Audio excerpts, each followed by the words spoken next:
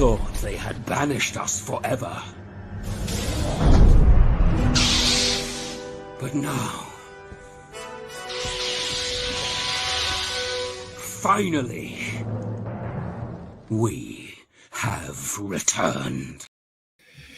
Alrighty, by popular demand, we are returning to the frenzied and insane mind of Joshua David Bellin and Framing Monsters. Yeah, the book that needs no introduction. So, allow me to bring in my guest for this afternoon. Please welcome Mr. Drake the Duelist.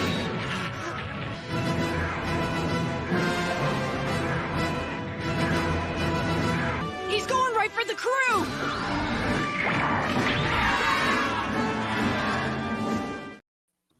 Yeah, that partially reminds me how long it's been since I've seen 8th MSC. Fair enough.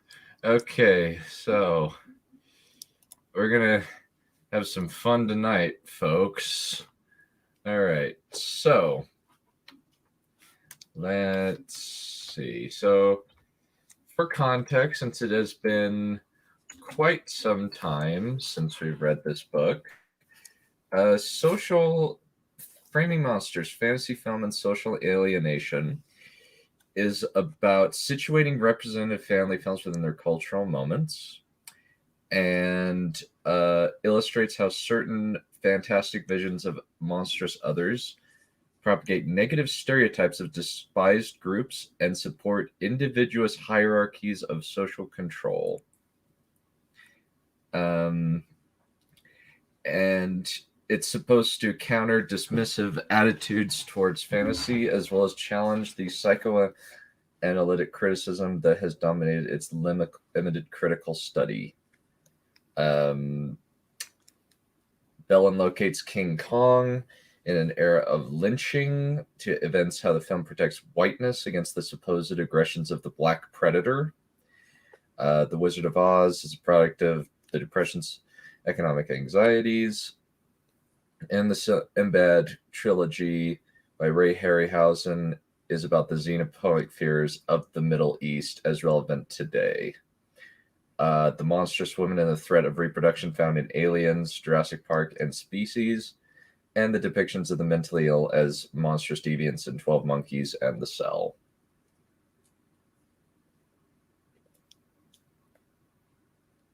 Yeah. Which one was 12 Monkeys again? 12 Monkeys is about the mentally ill as dangerous deviants. No, the actual movie. I actually have no idea. I've never seen it. Maybe that's why it took so long to get back here. Yeah, true. So, for those unfamiliar with the format, I don't have a digital copy. I have a physical copy. And I'm just going to be reading the entire book out loud, and we react to it. We might be getting more guests at some point. We shall see. But we're on chapter 5. So if you want to watch the previous installments, there are about 13 others. It's taken a long time to get through this book, mostly because the font is so dense, densely packed, which creates a lot of annoyances. Anyway, so chapter 5, Monstrous Minds, Fantasy Film and Mental Illness. Is, by the way, his definition of fantasy film is exceptionally loose. It's like a conventional person's definition of speculative fiction. Yeah, that's accurate, since he ropes in The Cell, Lord of the Rings, Alien, Sinbad, Jurassic Park, Wizard of Oz, and a bunch of others into the same genre, which is not at all accurate. which is Yeah, really never dope. mind. Wasn't Sinbad like an adaptation of mythology? Yes, it was. So the principal so this is a quote from Thomas Saz, Manufactory of Madness. That's how he starts his chapters. The principal problem in psychiatry, it has been and always and still is violence, the threatened and feared violence of the madman, and the actual counter-violence of society and the psychiatrist against him. The result is the dehumanization, oppression, and persecution of the citizen branded mentally ill. Okay. Now we get into the insane person's views. Fantasy film is insane. By this I mean to suggest two distinct but interrelated qualities. On the one hand, fantasy film is concerned, one might say morbidly obsessed, with the representation of mentally unstable characters. The most prominent of such figures, prominent enough to be been provided with a venerable fantasy tradition, is the mad scientist. Vintage films, Cabinet of Dr. Caligari, Jekyll and Hyde, Forbidden Planet, to modern works such as the remake of The Fly, comic book adaptations of Spider-Man, Spider-Man 2, the saga of scientists whose perilous experiments have splintered their personality or physical self has remained remarkably consistent. Never mind that Spider-Man was also a scientist. That's sort of the whole point. It's basically the entire gimmick of Spider-Man, sort of the STEM field gone wrong. Yeah, that's accurately accurate. Yeah, that's about accurate. Yeah. In a related vein, the late 20th century parade of slasher films has revived the storyline of such classic works as Psycho, Texas Chainsaw Massacre, Halloween, and Friday the 13th series, as well as countless less popular or long-lived imitators. Mental illness is the motivating cause for gruesome slaughters that constitute such films' principal a perplexing allure. People like seeing people get killed is essentially the summary of this. Another tradition, though it is yet to receive formal recognition as a tradition, comprise what might be termed the possession film. That's a whole from horror stories such as The Exodus, to space sagas such as Star Wars, to sci-fi spoofs such as The Adventures of Buckaroo Banzai. Minds and bodies have been overrun by a host of malevolent invaders, including demons, aliens, and the dark side of the Force. That's not how the Force works. Yeah. The Force is all natural. That's kind of the point. Yeah. Well, it's interesting that he ropes in the dark side of the Force being used to possess minds. No, other way around. You wield the dark side. Yeah.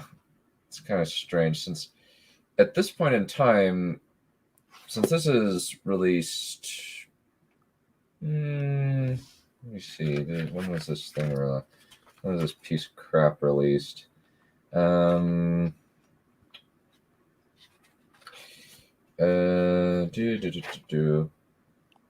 so this was 2005, so this is pre-Revenge of the Sith. So even the flimsy argument that the dark side possesses you is extremely weak. I think he's reaching here. Fantasy film is apparent as an insatiable appetite for states of thought that transcends the bounds of the everyday. Okay. To put it this way, of course, is to anticipate the second sense in which the fantasy film is insane. If so many fantasy film narratives, which is italicized, are devoted to the issue of mental illness, this may be because the form of the fantasy film is related to the condition of mental illness.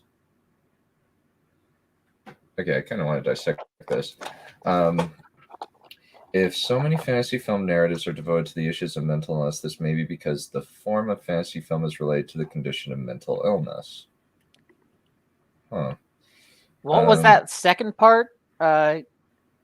The form of the fantasy film is related to the condition of mental illness. Okay, let's keep reading. Does he Maybe want to define his terms, or? yeah, let's keep reading and see. In their survey of insanity in motion pictures, Michael Fleming and Roger Manvell note the film itself claims an infinity to inferior mental processes.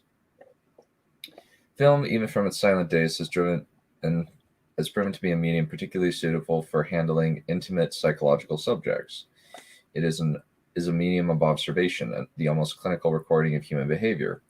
As a medium involving the highly controlled flow of images, film is uniquely able to reflect the flux of a mental emotional experience with an impact similar to that undergone by a human being during a period of psychological deterioration. Though the subtleties of editing and the juxtaposition of sound and image, the film can dovetail the sensations and observation arising out of a character's relationship to illusions, hallucinations, and dreams and nightmares. Reality and fantasy, as two forms of experience, can be subtly, almost indistinguishably interwoven. Okay, so basically what he's saying is fantasy is basically insanity because you're basically seeing something that is not real. That is fair. But it wasn't really described in the first few movies. It was more a thing in Revenge of the Sith, as far as I'm aware. And it got retroactively added later by EU stuff. And he's primarily focusing on the movies. Alrighty, so in fantasy films, such interweaving of the real and unreal is at once heightened and to a degree abolished. Unreal figures of actions and events assume the vivid appearance of the real. In this respect, fantasy films might be termed public hallucination, imagined sensory stimuli, or delusions, irrational but fixed ideas. Okay, what?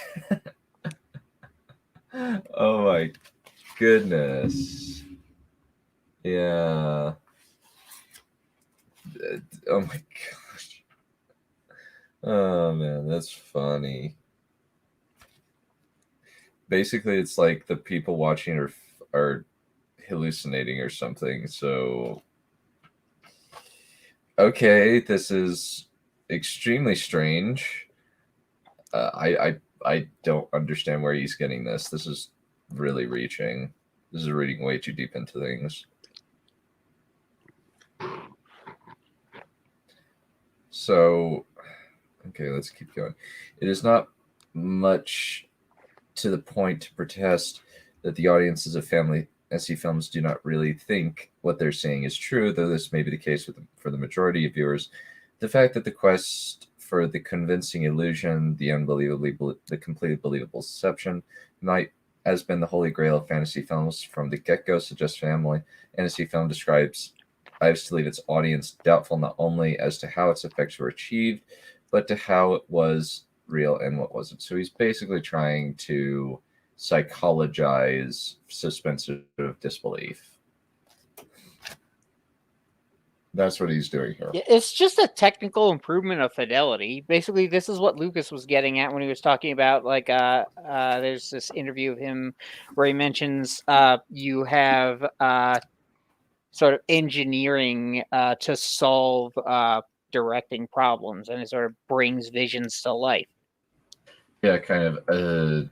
You create a special effect without a story as a boring special effect, while also saying stuff along the lines of, you don't have an artistic, you create a mechanical solution for an artistic problem. Yeah, that one.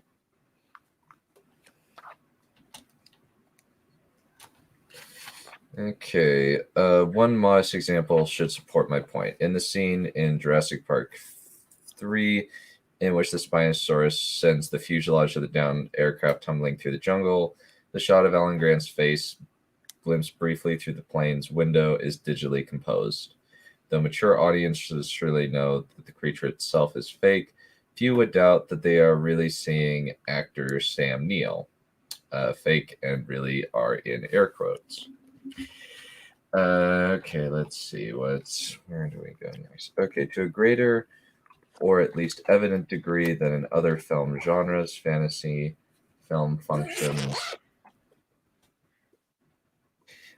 through the tacit understanding that for the 2 hours of the film's running time, and perhaps afterward, the viewer's ability to distinguish between the real and unreal will be suspended or transgressed.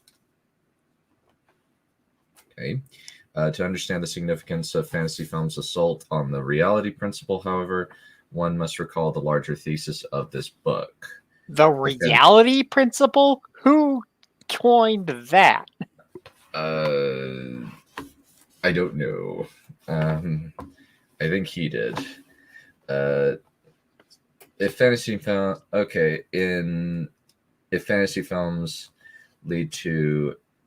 lend unreal visual propositions the appearance of the real, and do so they validate unreal social propositions. Okay, so basically, because it's fake, it could strengthen certain positions that are against the party line, I believe is the most charitable way of describing what he just said. In the sense that you're a big business and you're about to pay taxes. Well, kind of the idea is that they lend unreal visual propositions that because somebody turns off their brain and goes with the suspension of disbelief, they also validate social propositions, as indicated by the summary with which the chapter begun. One of the most tenacious of such propositions concerns people with mental illness who have been universally represented in fantasy film as fearsome alien threats to the normal. So that's kind of what he's saying here, is that they're essentially going with, hey, fantasy film is depicting things that it shouldn't, or at least things that are inaccurate about reality. So, or maybe they are accurate and he doesn't want to admit it. That is also true. And while it would be possible to devote this chapter to dissecting madness films of the genre's majority tradition, it is my hope that at this late point in the analysis, the processes of alienation in such films are so overt as to require no explication. Explication. Why would he use that instead of explanation? That's really explication. Basically, he means to say explicitification, I think. Yeah, it's EXPLICATION. Yeah, explicit is definitely the root word. He tried to turn it into a verb. Yeah, it's really weird. I've never heard that before. Yeah, instead I have chosen to focus on a minority tradition of fantasy madness films, ones that not only represent mental illness, but that derange the audience members' own perceptions, and in so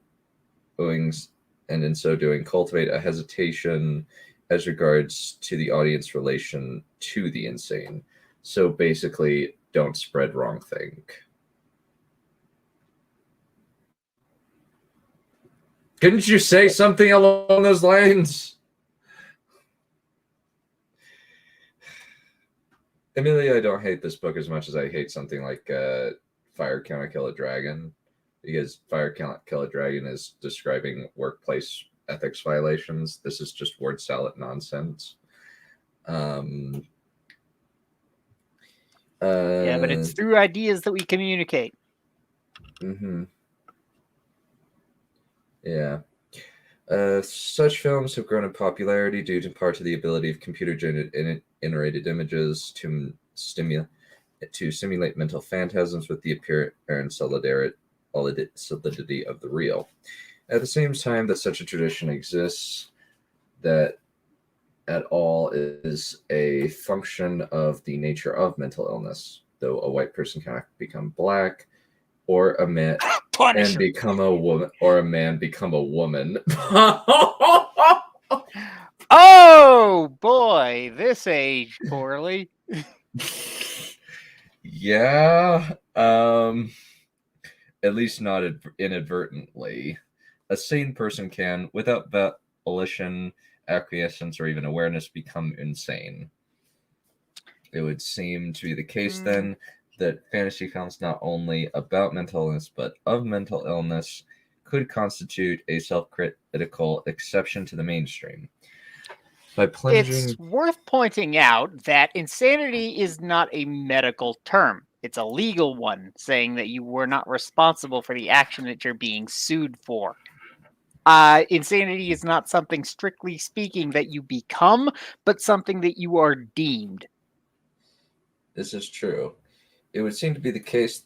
By plunging the viewers into the minds of the mentally ill, such films might nullify the fantasy tradition's us versus them mentality by expressing profound uncertainty about the question of how other the other is. Doesn't that just shoot his argument in the face? Because A it's little. essentially saying that you are then, the audience is then empathizing with the insane by showing them what it's like. True, that is Yeah, actually it's true. slight diversion, but Mahler did his second unbridled praise after Infinity War on this movie called The Father, and it was basically all about that. It was about an old guy suffering from Alzheimer's and his relations to his family, and eventually his grasp on reality essentially collapsing in upon itself. And of course, being unbridled praise, he adored it. I think there's also an element. I think one thing we need to look at is maybe he's saying that film may put you in the shoes of it, but it twists and warps it from what it really is, so that maybe you don't have sympathy for the person. You just are you see how other it is and recoil from it. I think that's what he's going for here. Yeah, but that's like antithetical to every human sympathy instinct. Okay, that is actually very accurate. Yeah, It's like, I want to put a screw into this bookshelf, but all I have is a hammer. True.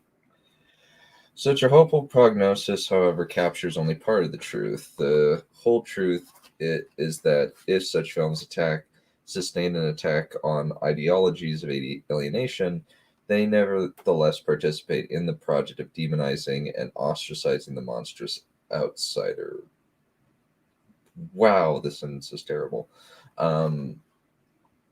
So this is why this book takes so long to read.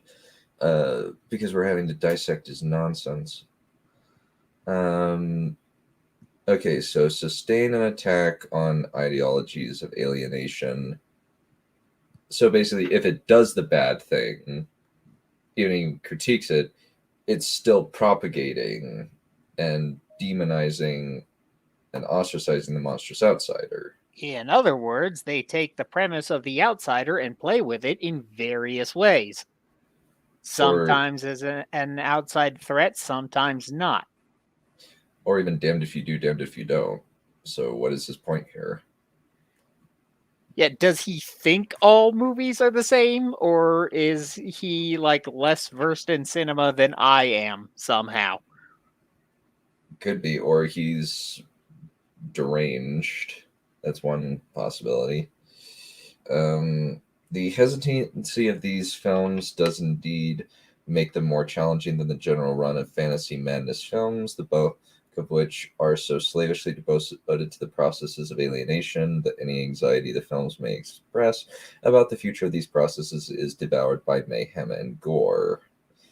It should not be forgotten, though, that in this chapter I am being considerably more selective than in the foregoing chapters. I imagine! Selecting. I am isolated from a great trove of hateful representations, only those few that I see as posing potential alternatives to the dominant tradition, yet in doing so, in showing that even the most self-conscious of such films cannot overcome the fear of monstrous outsiders, I am reiterating the larger point that the fantasy film partakes in its culture's self-delusive belief that its insane convictions are sane. Translation, I only had time to watch 3 movies. Fair enough. Yeah, I was just thinking it's still a damned if you do, damned if you don't, but it's taking 27 Yeah, it's like he words complains to do about it. stereotyping when that's literally what he is doing. Yeah, he's a hypocrite. Okay, next section. Madness as metaphor and monster. In her germinal. I have never heard that word before. Spell? Germinal. I'm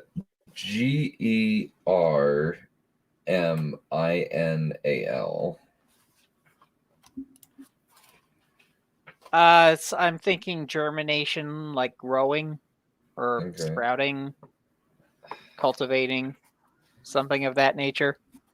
Let me look it up because that's a weird word.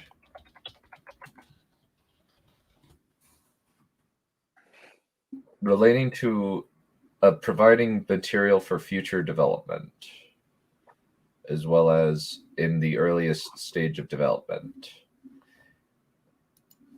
Why can't he speak like a regular person? Well, you see, it comes in 3 forms: germinal, subgerminal, and supergerminal. Hey, you! Join the Navy! Hey, you, I don't like your girlfriend, no, I think you need a new one. Yeah, so germinal work, illness as metaphor. Susan Sontag describes processes by which a real condition becomes an unreal thing. Illness is the night side of life and more onus citizenship. Everyone who is born holds dual citizenship in the kingdom of the well and in the kingdom of the sick. Although we all prefer to use a good passport, sooner or later each of us is obliged, at least for a spell, to identify ourselves as citizens of that other place. Yet it is hardly possible to take up one's residence in the kingdom of the ill, unprejudiced by the lurid metaphors with which it has been landscaped. So basically, that's not even accurate. This is why they started referring to like things like the autism spectrum, because they wanted to essentially say that everybody's a little bit autistic in order to more normalize it. Now that's freaking stupid, granted, but that's what the official literature attempts. Mm-hmm. So no, it is not just a simple dichotomy of sick and well. Technically, we're all sick because eventually we all die. That's about as sick as it gets, being dead. True. We all have degradations of being ill. Let me see. Sontag's elegant thesis that the punitive or sentimental fantasies societies and individuals contrive about mental illness shield ourselves from the unendurable fact that no one is immune from becoming ill. The unendurable fact? I endure that fact all the time. I don't know what he's talking about. Yeah, I don't know either. What does he think endurable means? Yeah, it's weird. It is unendurable. Love you too, Trip. I know you feel dirty for giving this a thumbs up, but we appreciate it. And thank you, Space Junk. This is for you, buddy.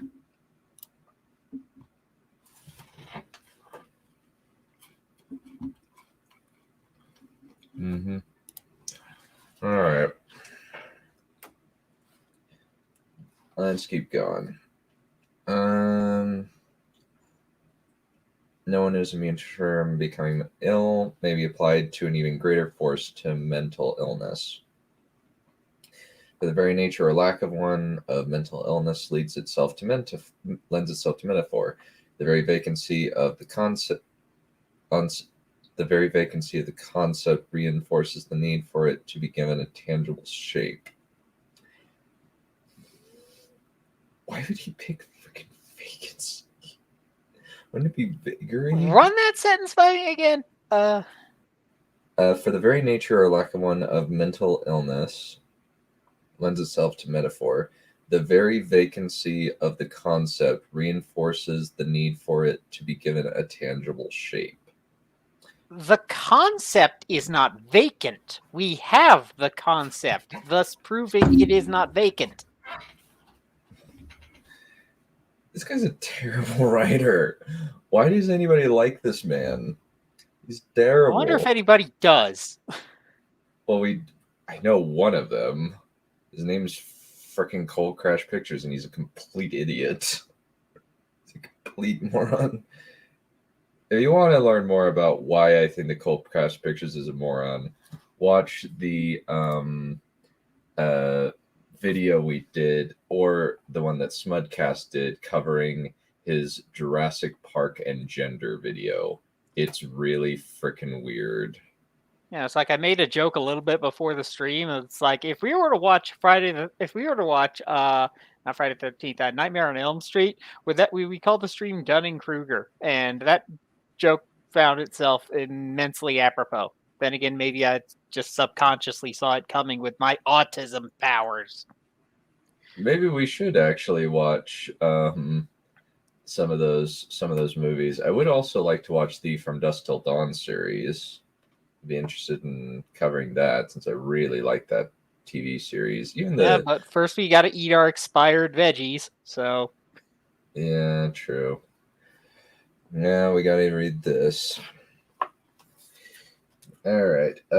Accustomed or habituated as in the culture is to understand mental illness as a discrete entity. The absence or opposite of sanity is instructed to note that among critics and providers of mental health services, there's an enormous amount of disagreement in regard to identifying, categorizing, or even conceptualizing mental illness. No crap, Sherlock. yeah, because all the lines between these different things are immensely semantic. Yeah, like you can have like the line between sociopathy and psychopathy is very slim. That there are degradations between the two. There's also stuff like attachment style versus an attachment style disorder. There's a lot of stuff of that just makes it really complicated. Okay. So few, to be sure, still subscribe to the ideas propounded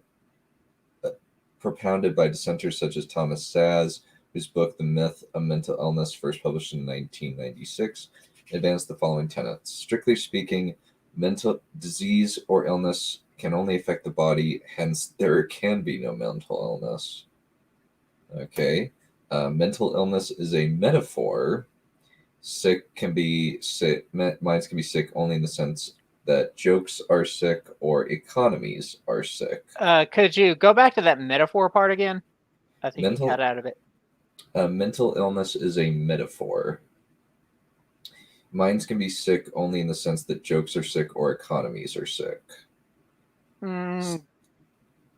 I would disagree with this. Yeah, it's again, this is how words work. We use sick to differentiate from healthy or typical or nominally functional. These days you have to say nominal because some idiots attach moral value to the idea of something being normal.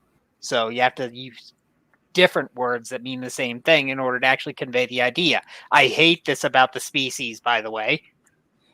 I'm not a fan of it either. I would agree. Emily, this guy is, I don't think that Bellin is propping this guy up. He's using him as a counterpoint from what I can see. Psychiatric diagnosis are stigmatizing labels phrased to resemble medical diagnosis and applied to person whose behavior annoys or offends others. Okay, kind of based, I won't lie. Okay.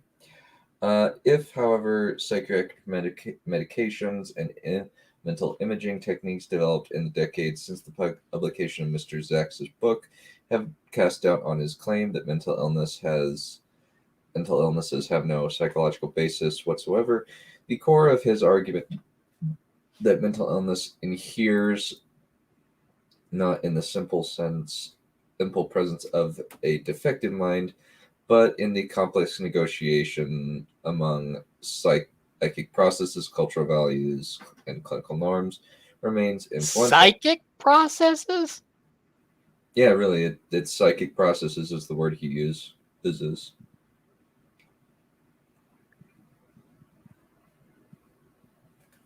Okay. Mental illness is not real has a distinct therapeutic state vibe to it, about it. That book claims mental illness was just made up to throw people in prison. Strictly speaking, it was sort of meant to do the opposite by giving those who could not help their actions someplace to go that wasn't with the hardened criminals. True. Thus, for example, in his work with residents of homeless shelters, anthropologist Robert Desarles suggests that the roots of any lifelong debility might lie less in an individual's brain or mind than in the culturally systematic ways of meaning and knowing, those cast by others or themselves as being in essence psychotic, schizophrenic, or durably sick, can become the direct casualties of what Roland Barthes once called the disease of thinking in essences. Essentially, he's describing social contagion. Please tell me he summarizes what thinking in essences means. Let's see what the next sentence says. Similarly, in his examination No. of he doesn't. In his examination of clinical practices undertaken with incarcerated victims, Stephen Profohl, it's an interesting name, Pfohl. Full, I think it's supposed to be. Full, I guess. Argues that diagnostic decisions are inherently bound to and thus depend upon a variety of ongoing social or social psychological processes that may have little to do with the psychiatric troubles or emotional disturbances of the patients. Okay.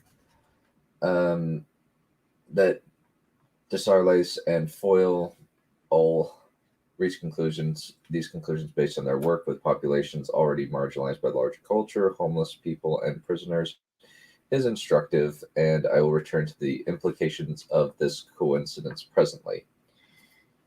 For the moment, I wish to point out that however tempting it may be to sequester mental illness within the confines of the individual mind, current theories insist that mental illness, like all human performances, must be viewed within the context of cultural and historical pressures.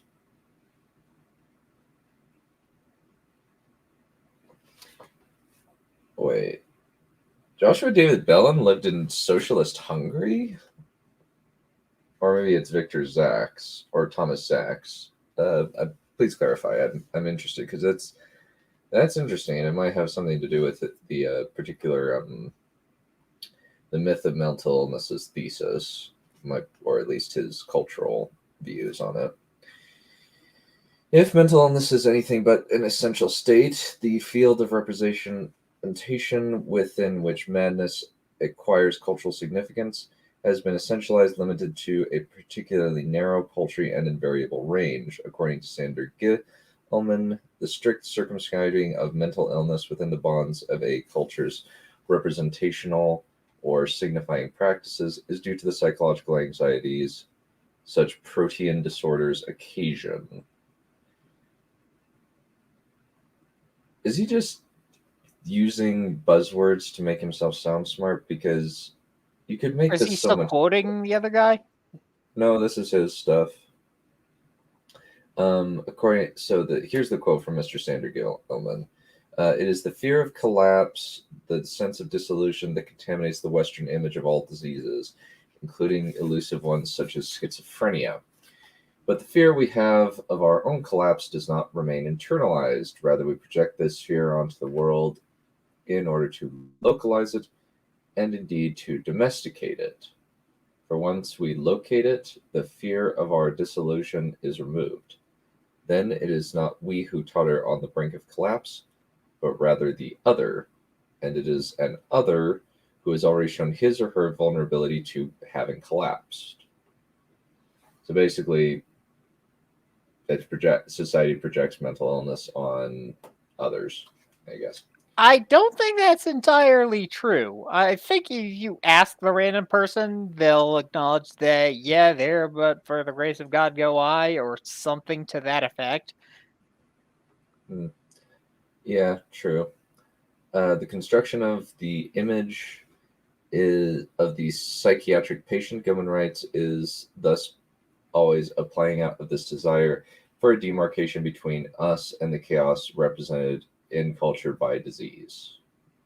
That's not what the differentiation between the mentally stable and the mentally unstable is about. The reason you would distinguish yourself from the mentally unstable is to communicate to those around you, hey, I'm not going to stab you all of a sudden. Don't worry. That's it. It's not as complicated as you're making it out to be, but hey, when you got a point to make, screwdriver, bookshelf, hammer. Mm-hmm. In Gilman's view, mental illnesses are particularly apt to be projected outward as fixed essences precisely because they are intensely inward and unsettling diseases. They are elusive both in the sense that they do not often manifest the distinctive symptoms of physical illnesses, and in that sense by causing the collapse or dissolution of the sufferer's own cognitive and perceptual apparatuses. They may prevent detection even by the individual they afflict. As Gilman writes, the banality of real mental illness comes into conflict with our need to have the mad be identifiable, different from ourselves. Our shock is always that they are really just like us. We need the mad to be different. So we create out of all the stuff of their reality myths. Well, by definition, the mad would be different unless you're among them. This is true. The images themselves become the space in which the anxieties are controlled. Their finitude, their boundedness, their inherent limitation provide a distance analogous with the distance the observer desires from the reality of the illness portrayed. No matter how idiosyncratic or unrepresentative such images may be. And those from the 18th and 19th centuries with the practice of classically identifying mental illness as burgeoned, strike one today as laughable. Each culture developed laughable. There's a footnote. Let me see notes. Monstrous Minds. Let's see, 3. Okay, there's tons of freaking footnotes. So number 3, illustrations of madness throughout Western history can be found in Gilman Disease. And wow, the notes on the various pages are really stupid. Like Rob Latham commenting on this book in manuscript noted, Vasquez in Aliens appears to be gay, or at least the stereotype of a butch lesbian, a characterization that would further make her in family value views a grotesque mockery of proper male presence.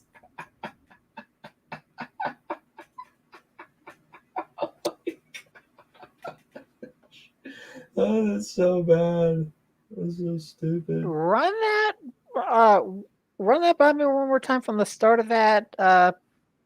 Thought is a strong word, but Vasquez appears to be gay, or at least a stereotype of a butch lesbian, a characterization that would further mark her in family values terms as a grotesque mockery of proper male presence. What Vasquez? Vasquez in Aliens.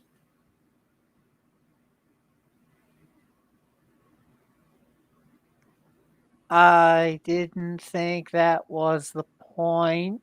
Man, I kind of want to read these notes more than I want to read this chapter, because the notes on the Jurassic Park chapter are terrible. Bellin, you're a lucky man that I fly in 16 hours. Man, it's so bad. Similar. Okay, let's see. Similar on this one.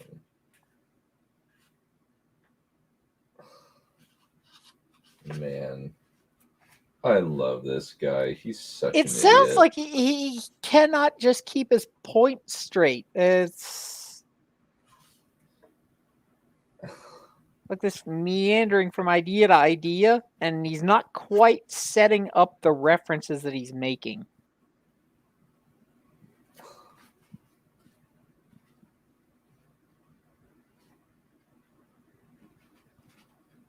Yeah, it's so weird. It's like the point that I'm getting from this, that he seems to be trying to make, is that mental illness has to be somebody else, because if it were us, then that would be it's like an attack on our actual character or something of that nature, and so it has to be somebody else. Boo, hiss, them. I guess so. But the problem is the boo, hiss, them is predicated on at least a decent amount of truth, because the whole idea, if a person cannot control themselves, then they're just on clinical terms. If someone can't control themselves, then their actions are completely random, and that makes them verifiably dangerous. So there is a reason for these distinctions. That is true. I just found another one. Similar prohibitions to something. I can't remember. Can't see what it is in Dragon Ladies. Let me see. There's number 18. Number 18 is somewhere in here. I can't cite his stuff properly. Number 18. Where's number 18? Note in number 18. It's somewhere in here. Okay, I got 20. I just got to share this with you guys. It is so stupid. It's like, wow, how did you do this? How? Deny ingredient.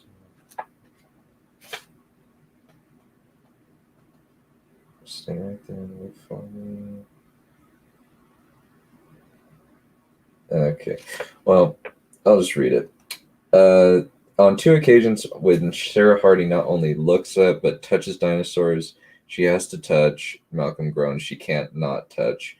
Punishment swiftly ensues. Once when she is nearly killed by the adult Stegosaurus whose baby she has petted, and once when her treating the infant Tyrannosaur in the camper nearly leads to the death of her and her companions.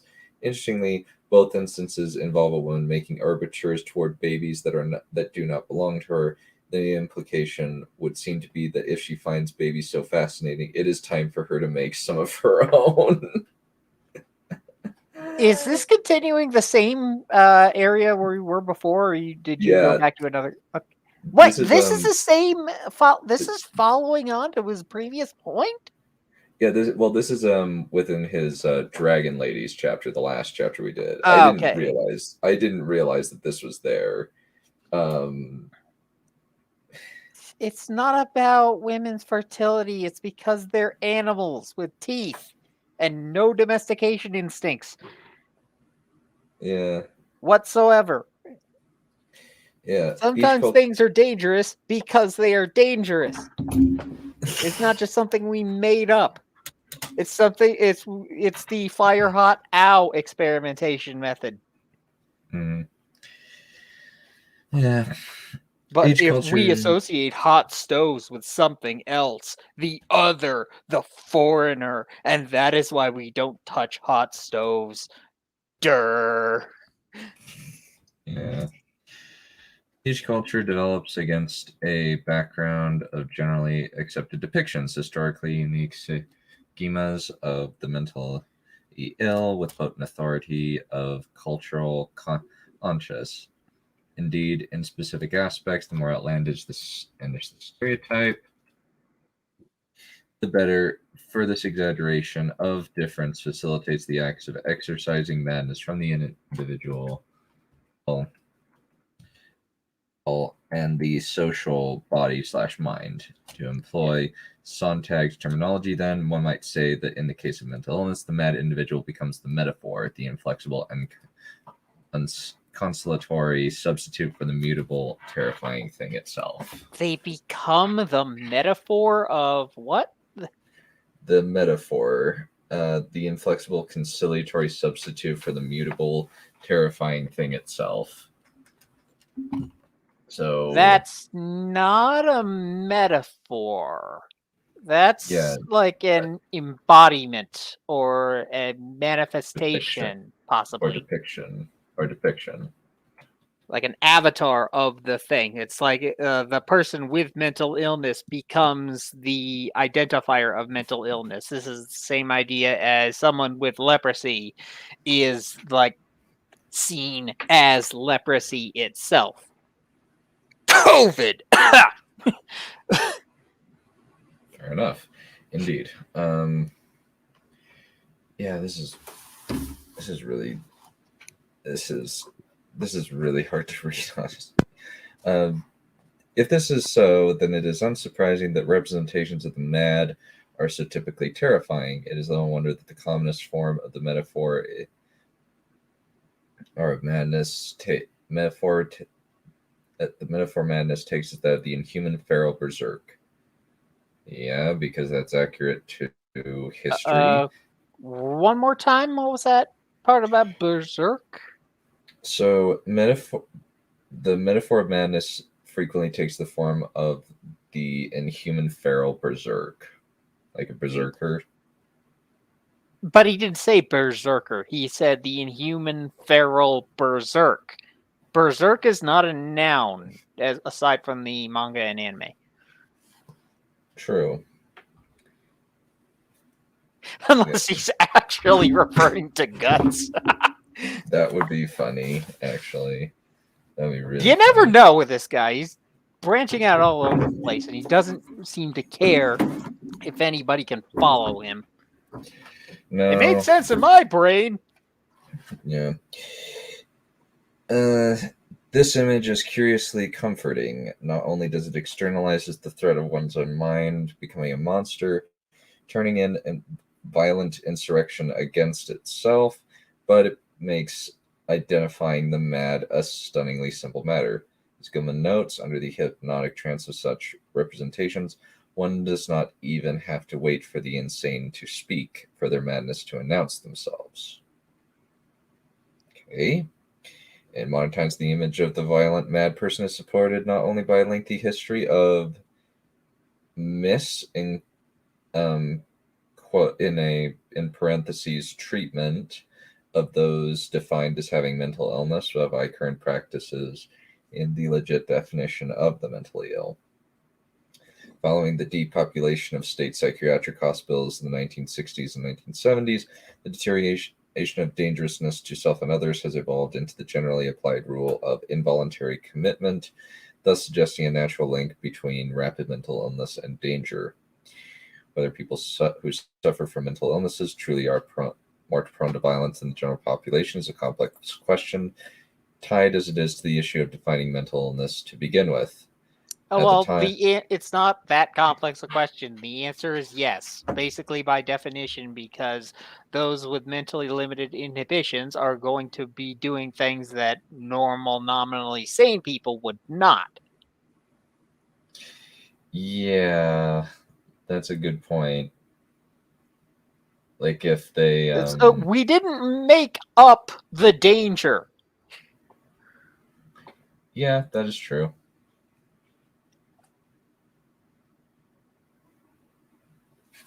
Yeah.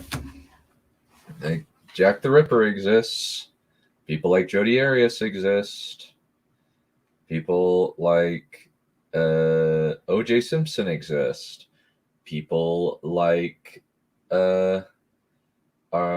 America's Daddy Bill Cosby exist.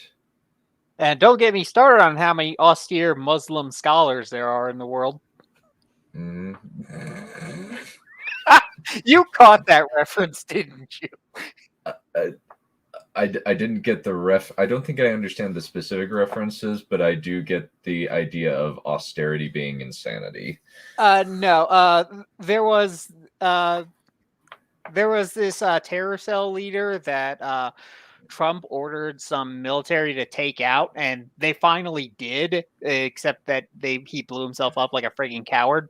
And it's like he was an imam, and so some douchebag media decided to like mourn his loss as a quote austere Muslim scholar. And if that was supposed to cover up the fact that he was essentially like a minor warlord.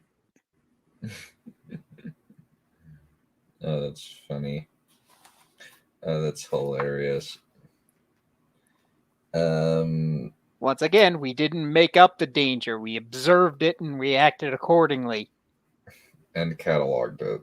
Yeah, more to the point, you're not expected to like wait for the danger to go off. You don't have to wait for somebody to shoot the gun at you to realize that there's a problem. You don't wait for "I am the danger." You don't wait to get Baldwined. True. A host of the contextual answers rendered the answer anything but certain.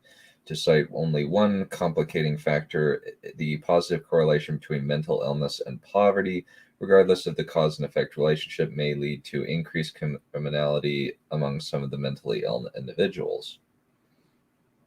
Given the fact, however, that the serious mentally ill, by any definition, represent a small minority of the population, that according to most studies, only a fractional minority of that already limited sample are violent, it is clear, as John Moynihan and writes, that mental health status makes at best a trivial contribution to the overall violence in society.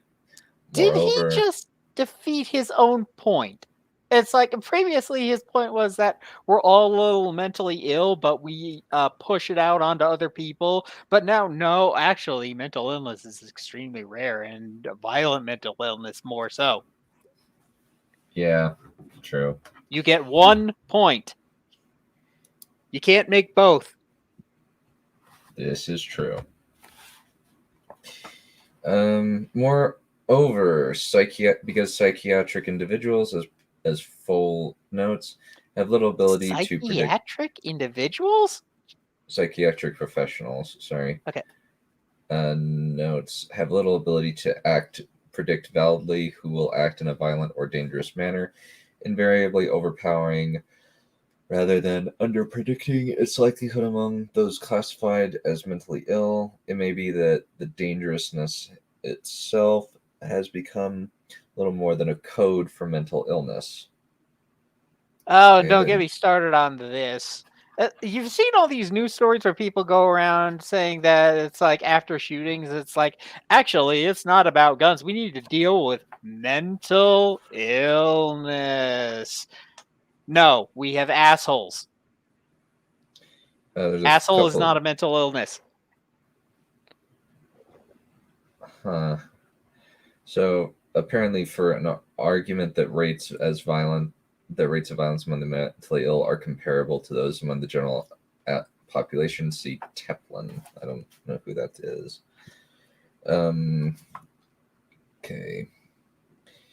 It variably over-predicting. Okay, read that. Yet, in defiance of sociological evidence and mitigating factors, the stigmatizing figure of the raving mad person, according to which mental illness forms the sole necessary and inevitable source of violence, persists, giving birth in our time to the twin stereotypes of wackos committing random acts of street violence and crazed serial killers leaving a trail of butchered bodies in their wake. Again, not mental illness. That's assholeism. Yeah, there is. In some cases, there may be a form of mental illness there, like psychopathy, for example, where they just their empathy is impaired, for example. Possibly. It's like there are treatments for psychopathy, but they're kind of crapshoots. Mm-hmm. Yeah, the principal means by which such images of murder and rapine are disseminated are, of course, the mass media, newspapers and magazines, television, radio, the internet, and movies. In 1961, Jim Giannelli reported that media presentation strongly contributed to the mentally ill being regarded as all things bad, though much has changed, if not necessarily for the better, in terms of the clinical treatment of people with mental illnesses. Little has changed in terms of media caricatures. Okay. And he can tell this from his 3 data points. Yeah, E. Fuller Torrey, a supporter of the involuntary hospitalization of the chronically and seriously mentally ill, contends that since 1961, just before deinstitutionalization began, it has become evident that the number of violent acts committed by mental patients has increased dramatically.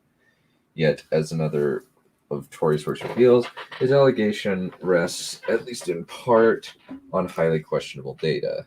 What is the evidence for this increase? For the non-scientist, the evidence consists of an increasing number of news stories describing senseless violent acts by individuals identified as former mental patients, recent reductions in crime notwithstanding. New Yorkers still live in fear that, as one local columnist put it, from out of the chaos, some maniac will emerge to cast you into oblivion.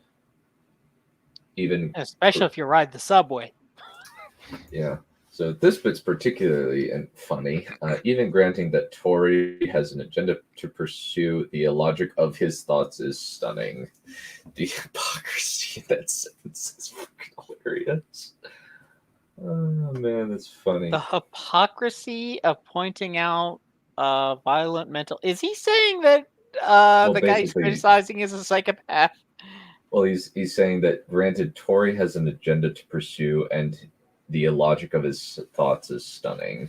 That doesn't necessarily make him a hypocrite. Hypocrite is a word that means things.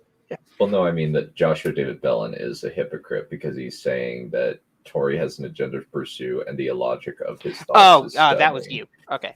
Yeah. I'm just saying, like, this sentence is extremely, like, considering what we've read through with the past 144 pages of this nonsense. It's like everybody has agendas. Like, I have an agenda.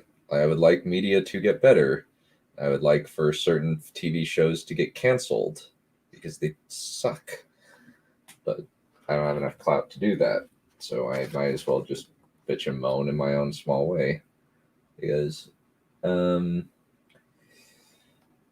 okay, not only is the relationship between former hospitalization and violence negligible, active psychosis, scholars such as Monahan have established, is the only factor that has any bearing on violence, but the fact that news stories in increasing numbers are reporting such violent acts and identifying those that commit them as having received treatment for mental illness may only mean that the media are highlighting a tiny minority of cases relative to the very large number of people with mental health problems, and in doing so, media accounts are distorting public perceptions of the whole area of mental health.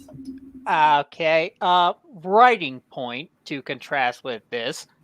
I'm gonna kind of like steal an anecdote from Mueller again, but it's like he made this point in one of his Star Wars videos, I think. But anyway, it's about the idea that, of course, stories are statistical anomalies. You could have a story about someone winning the lottery. Is winning the lottery likely?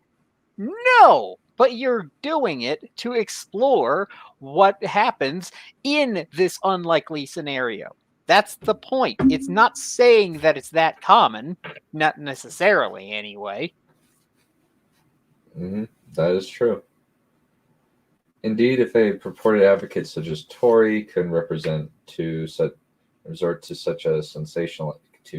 sensationalist scare tactics, it can hardly come as a surprise, as Otto Wall comments in his study of media depictions of mental illness, that the mad murderer is persistent, persuasive, and is a persistent, pervasive, and powerful media stereotype that as anyone can find anywhere. Yeah, because it's immediately scary. I don't see the problem. It occurs reportedly within our most popular media and consistently across virtually all forms of mass media. Wall identifies a great number of falsifying facets of the stereotype that most mentally ill people are violent, that mental illness in itself causes violence, that mentally ill people are extremely violent, and the violence of people with mental illness is indiscriminate. That the it is indiscriminate. That's the point. Yeah, they don't have certain types of people just don't have empathy built into their systems. It's a literal lack of control. Hence the whole idea that insanity is not a mental condition, but a legal one, because if you have it, you cannot be considered responsible for your actions. And that's because your actions are completely out of control with what you would nominally choose to do. Mm-hmm. And that the violent mentally ill person is incurable, and that the violence of the mentally ill person has moral implications, that it is not just violence but active evil. On occasion, there's points where, like, Norman Bates, for example.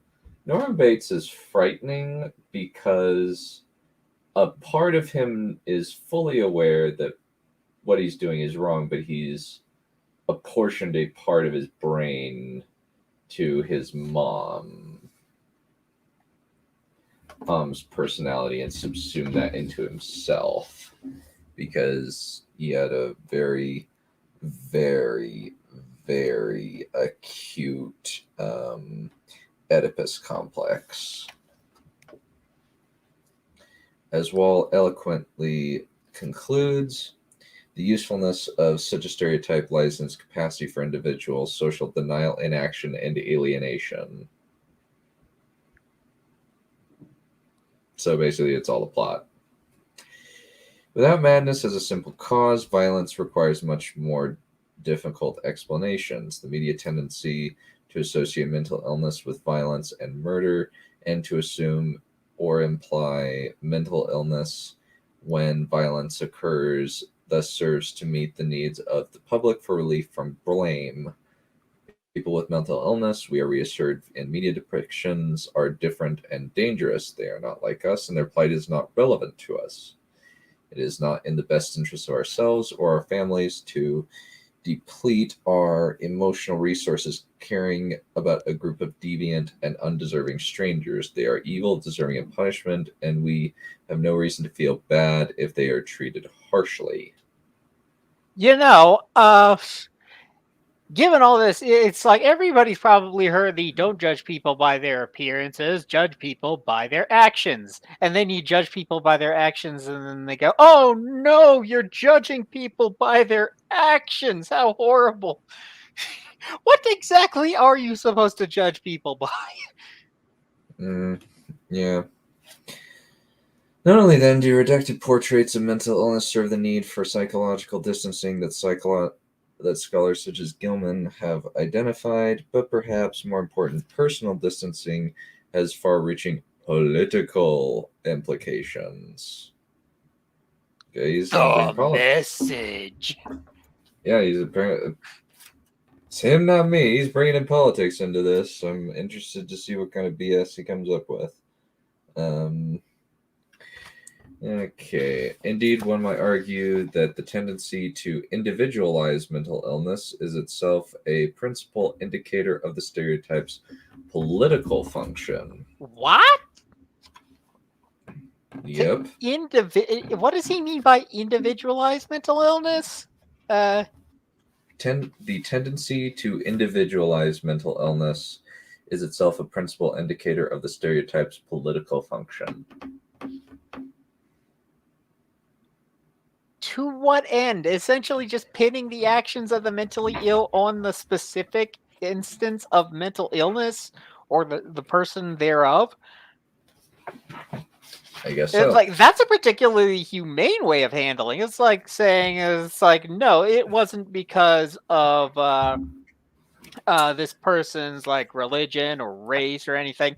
It's because of their mental illness specifically. That's a much more rational explanation for an action that might be considered uncouth, shall we say? Mm-hmm. Indeed. It keeps going. As Foyle argues, individual theories of deviance affix the blame for violent, harmful, or dangerous behavior on the psychiatric realities or individual pathos of patients, thereby denying potentially plausible cultural, class, and political accounts of violent behavior. As is evident from the fact that Political accounts of violent behavior? Mm-hmm. An account of violent behavior, but it's political. So what, like the shooting of Lincoln? I guess so. Ah, lovely. We have a guest. Please welcome His Highness to the internet. Let me see. You people have no imagination. Yeah, sorry. I had some friends going over, so I thought I misrated it. So No worries. I'm glad I could make it on time to hear about this so-called psychiatric place. Jeez. As it is evident from the fact that homeless persons and prisoners are disproportionately depicted as the dangerously mentally ill, such individuating struggles maintain, if they do not actually create, prevailing systems of inequality. It is this social alienating power within the diagnosing of mental illness that leads critics such as Zaz to argue that the problem of the differential incidence of hospitalized mental patients among serious social classes in the modern West disappears if we regard mental illness as a stigmatized status imposed on citizens by their oppressors instead of as a condition or disease exhibited by or contained in suffering patients. It's like, no, you're not a violent sociopath. You're just oppressed by your brain. Or misunderstood. Oh, this is... What? That's what I just unlaughed. I'm worried. All right. So I just looked up what the word stigma was. All right, a strong lack of respect for a person of a group or bad opinion about of them. They have done something to society does not approve.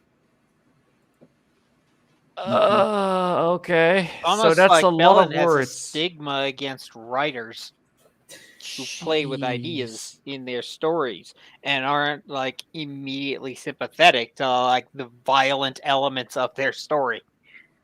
And so nobody tell this guy about 40K. Please do. I want to see how terrible he's gonna get fumed over about that. Yep, it keeps going. Oh, boy. Zaz likens the persecution of the mentally ill in modern times to the persecution of accused witches during the Inquisition. Even if arguably such an analogy exaggerates the effects of personalizing social pathologies are evident today in trends toward incarcerating mentally ill persons, placing severe limits on the insanity plea, reducing healthcare benefits for mental illness, criminalizing the acts or mere presence of the homeless, mentally ill, and so on. In a final paradox of mental illness, a condition that ostensibly involves purely interior dramas is, by virtue of that very definition, played out in public pageants of disciplinary power, metaphors of madness swollen into violent spectacles, turn that violence against its supposed agents. Okay, I heard something in there about like criminalizing the presence of the homeless, something like that. Mm-hmm. Yep, the criminalizing the acts or mere presence of the homeless, mentally ill, and so on. So yeah, there's a reason for that. It's essentially that homeless people like to make their encampments just all over the place, basically wherever they can. It's just that the problem is, it's not that they're doing it where the decent people can see them. The problem is they're doing it someplace where they could actually get legitimately hurt, like hit by a car. And we do not want to be responsible for that.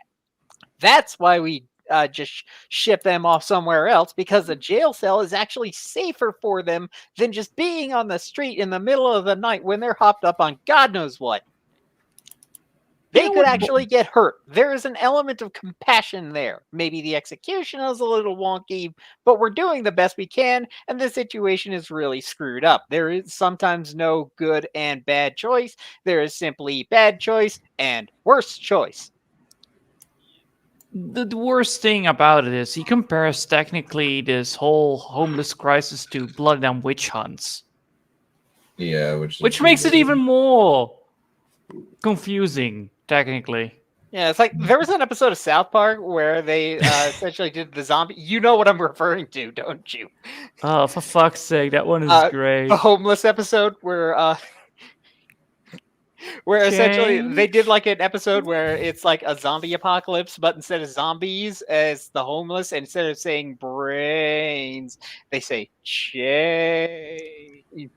Because of the market value of their houses going way down, they actually become broke and are unable to work. Therefore, they technically become homeless. Therefore, they will become zombies. Therefore, more stuff becomes...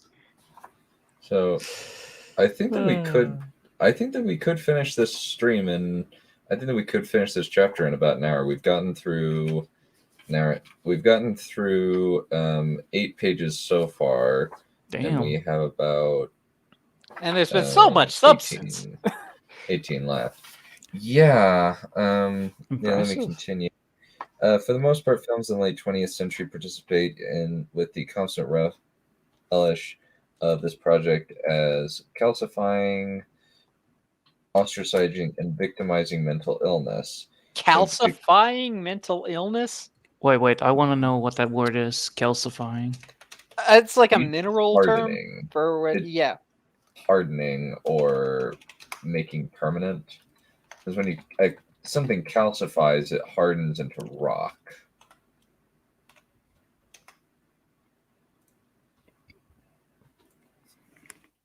Yes, hardening the decomposition of conversations into calcium carbonate or other insoluble calcium components. The fuck? Why are you using so many big words?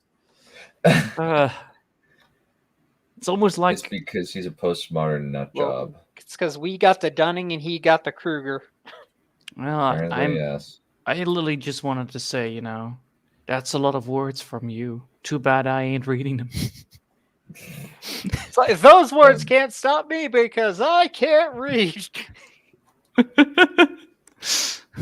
In particular, the films of the late 20th century participate in... Okay, sorry about that. Okay, in particular, the slew of films featuring homicidal manias, whether mainstream thrillers such as Silence of the Lambs and Seven, or fantasy screamers such as Nightmare on Elm Street. Ooh, that one. Nice.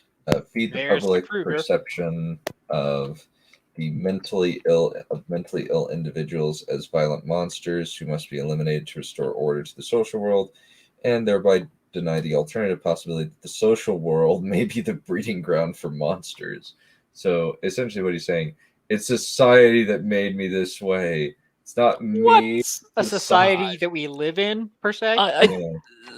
So technically, if you want to make according to him, if you want to make a horror story, you just need to be, making a downy, edgy person to be like, society made me this way. That's why I murdered thousands of children in their sleep. Plus, again, this was before you got here, Johan, but that essentially again shoots his previous point in the foot, which was that it's like we separate the mentally ill from ourselves and compartmentalize them up as some kind of other, so that we think it's not our fault or that is something we can control. And yet, the premise of the movies now, he is claiming that it's society that makes the mentally ill the way that they are. Again, you cannot have it both ways. You can't have it that the audience is supposed to think that mental illness is some other, and yet it's also society's fault. Society is you, jackass. Well, isn't the horror on Elm Street? Isn't that just a horror story about a nightmare that is visiting people in their dreams and then killing them? Well, Yeah, it's eventually, kind of a revenge story. well, it gets recontextualized later as Freddy Krueger is the offspring of a nun who got raped by a bunch of mental patients. What? Oh crap! That reminds me, we should do like a Final Girl stream for Halloween or something. No, we need to do scary movies as a Halloween stream. That It would kind be of better. is. Final Girl's like this board game that's essentially like it's sort of XPs of different horror movies. We could all. Yeah, I gotta show you that sometime, but that's beside the point. I'm trying to think about things that aren't this stupid. Oh, Drake. Do you have Gary's mod? Gary's mod? No. Ah, all right. Otherwise, you could have played with all of. When everybody has Gary's mod, we can all, play the game. Oh, stop it, Slander! And then one person is Slenderman, and the other people need to collect pages. It's ridiculously funny because voice chat works in that. In the end, perhaps it is less the sphere of psychological instability than of social alienation that these films mollify, convincing their audiences. Mollify? Yeah, I'm trying to understand. It doesn't make sense. Spell mollify. Appease. I know what mollify means. It means to comfort. I thought it was appease the anger or anxiety of someone. Oh, okay. works I too. could tell whether you're saying mollify or nullify. Those are different things. Mollify. Yeah. Okay, with an M, like McDonald's. Yes, or reduce the severity of something, apparently, as well. Doesn't mean. Interesting. Yeah. Why so many big words? Can you just not go for plain English? Jeez. Of course not. This is an academic paper that he published for money.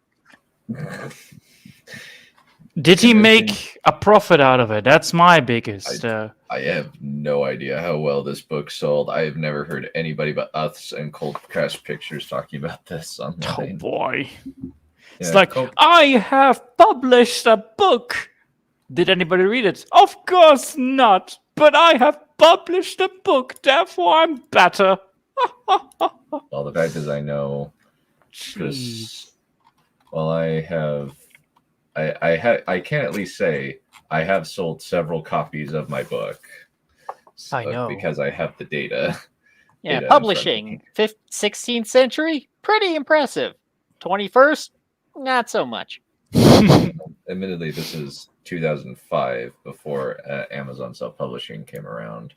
Oh, damn. Oh, so he actually talked somebody into this. Who was that idiot? Apparently the Board of Trustees at Southern Illinois University. That A university, explains it. literally. It's Oh my Chi God. Town. Could you imagine, the university be like, yes, we do like this book. Amazing book. We're going to teach all the students about these books. Definitely. Meanwhile, seeing a big giant campfire being built up while he's going away like, book 1, book 2, book 3, book 4. Yeah, they have been sold. Definitely not bought off or something. True. Man. Jeez. Yeah. I know this is going bad, but Convincing their audiences that the tables could never be turned, that the viewers themselves could never become the victims of persecution. These films support the culture's conviction that social outsiderhood and degradation are fated by individual flaws rather than formed by cultural forces. This is freaking communism. It doesn't apply to sociology.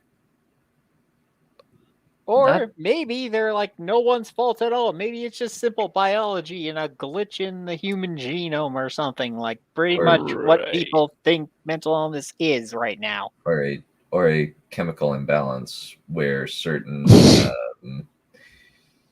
Your midichlorians are off. chlorines are off. Yeah. No, it's just a sugar pressure that has been off. That's why they are this brutally evil and mayonistic and all that stuff. Stop vilifying soda. In a few instances, however, films emerging from this tradition undertake to complicated central interlocking truism that it is the mind alone, not the milieu, that makes someone mad. That the normal and the mad are inherently unlike. Oh boy! That the latter, it's not the mind that makes you mad, but the milieu. I know what those words mean, but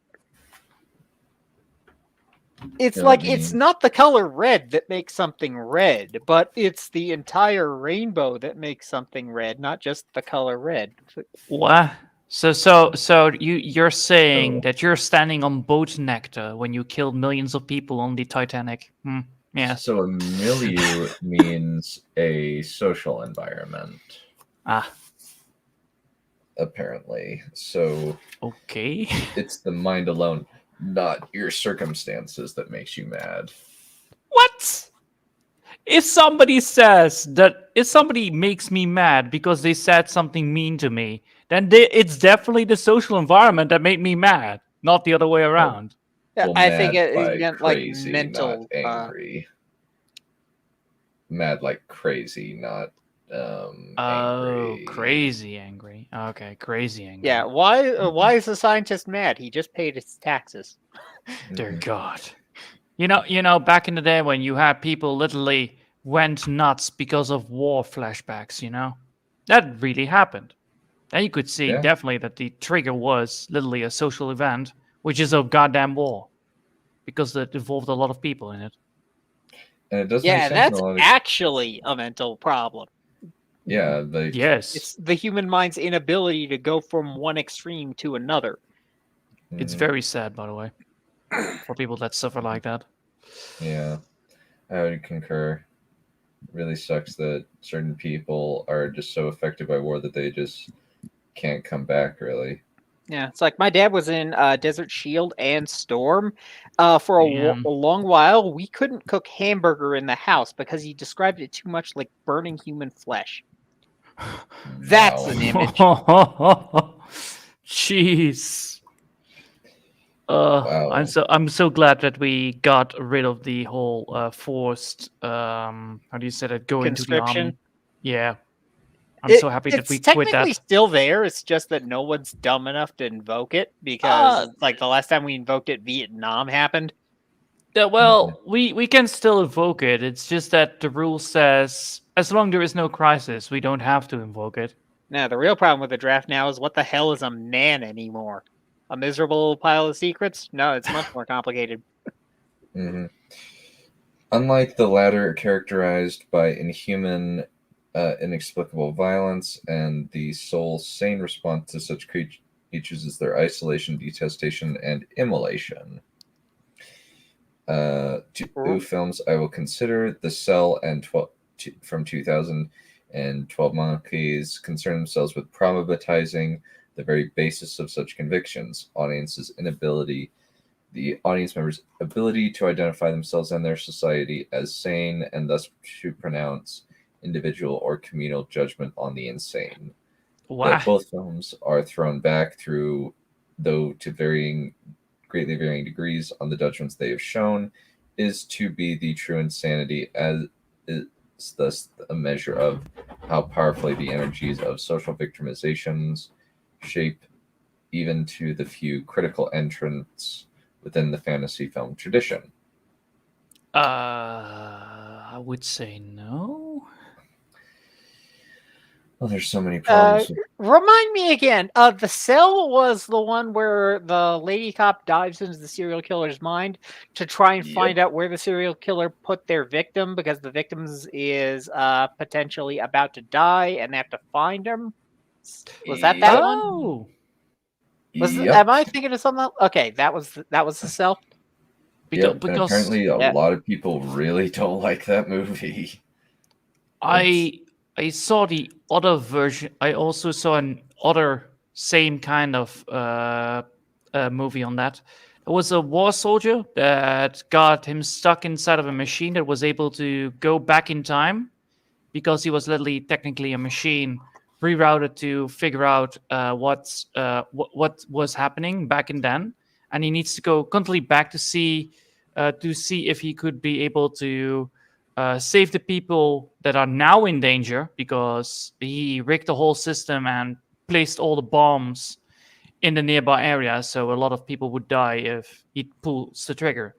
And the prevention team is trying to figure out where the bombs were placed so that they can prevent that. And he is the only person that is able to figure it out if he goes into the simulation of the situation. Huh. And he dies a lot of times. And it gets really traumatic because of it. And in the end, he still dies, so it's sad. But it's a good ending. Don't get me. It's a satire. Let's put it that way, right? That's satire, right? When it's a good ending, when the main protagonist dies. Satire? I would not say that's the definition of satire. Usually, satire is unserious. Oh, yeah. Fucking hell. I mean, the main protagonist dies, but you do feel that it was the necessary step to do so. Tragedy. Yeah, there you go. Words. Yeah, I was like, what you described does not sound like satire. There's nothing funny about what you said. Since satire is supposed to be funny. Okay, See, then I had it confused. When you don't know what words mean, just bounce them around with other people. Make sure that you're communicating your ideas effectively. Have a beta reader that isn't up your own ass. Yes, this is why I always like to double check when people say something, and it works. Right now, I actually I looked up some words because I was absolutely in no idea of what the fuck he was saying. So I had to look it up, and I was like, yes, this. Yeah, whereas I know at least most of them, and I'm just wondering how he got those words in that sequence. Yeah, it's just the construction of all this is insane. The definition of insane is doing it over and over again. We're othering Bellin. I don't feel bad about that. He's a terrible writer. I kind of want to write. Oh no, we're judging him by his actions. Yeah, I don't know if he's a terrible person so much as an unintelligent person with a very, very impressive vocabulary. I just saw, by the way, today. Are we dealing with essentially an AOC or a Vosh? Yeah. The Cell is of two minds. Literally, the film takes place largely within the minds of its two principal characters. One of the minds belongs to the protagonist, Catherine Diane, a social worker who, thanks to an experimental technology, has been given the ability to enter minds of the mentally ill in an attempt to effect an intimate, internalized talking cure. The other is that of Carl Strager, a vicious, psychotic serial murderer who abducts young women, toys with them by confining them in an isolation cubicle, then drowns them and turns them into actual toys, human dolls, to satisfy his perverse sexual fantasies. That sounds fucking creepy. Yeah, and by all accounts, the movie sucked. I have not heard anybody say anything good about The Cell. That said, just principally, reality is stranger than fiction in this regard. Yeah, there are probably even weirder things that human beings have done because of weird fetishes. Yeah, it's like, think of the weirdest thing you know and realize that was the weirdest thing anyone would admit to telling you.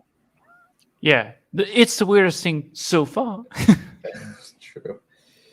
But I think if you could technically make this into a fucking horror movie. I assure you, this could be a very good horror movie if I hear it now from this point of view. But knowing that it is actually a very disappointment, I think that it had to do something with Yeah, the it's got Vince Vaughn as a serious police officer, and he's horribly miscast. When Carl lapses into a coma related to his mental deterioration, Catherine must enter his mind in an effort to locate the last woman he abducted, a woman who will die if Catherine's search proves unsuccessful. But the cell is of two minds in another sense, and it is this second sense that makes the film such a disquieting production.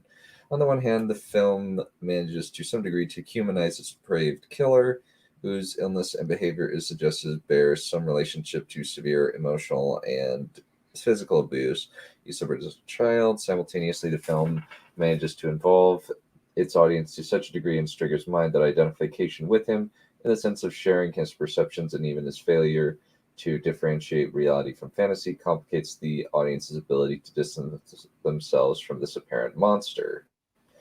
Yet, on the other hand, the cell employs a variety of devices to reinvigorate the categories of difference it appears to enervate.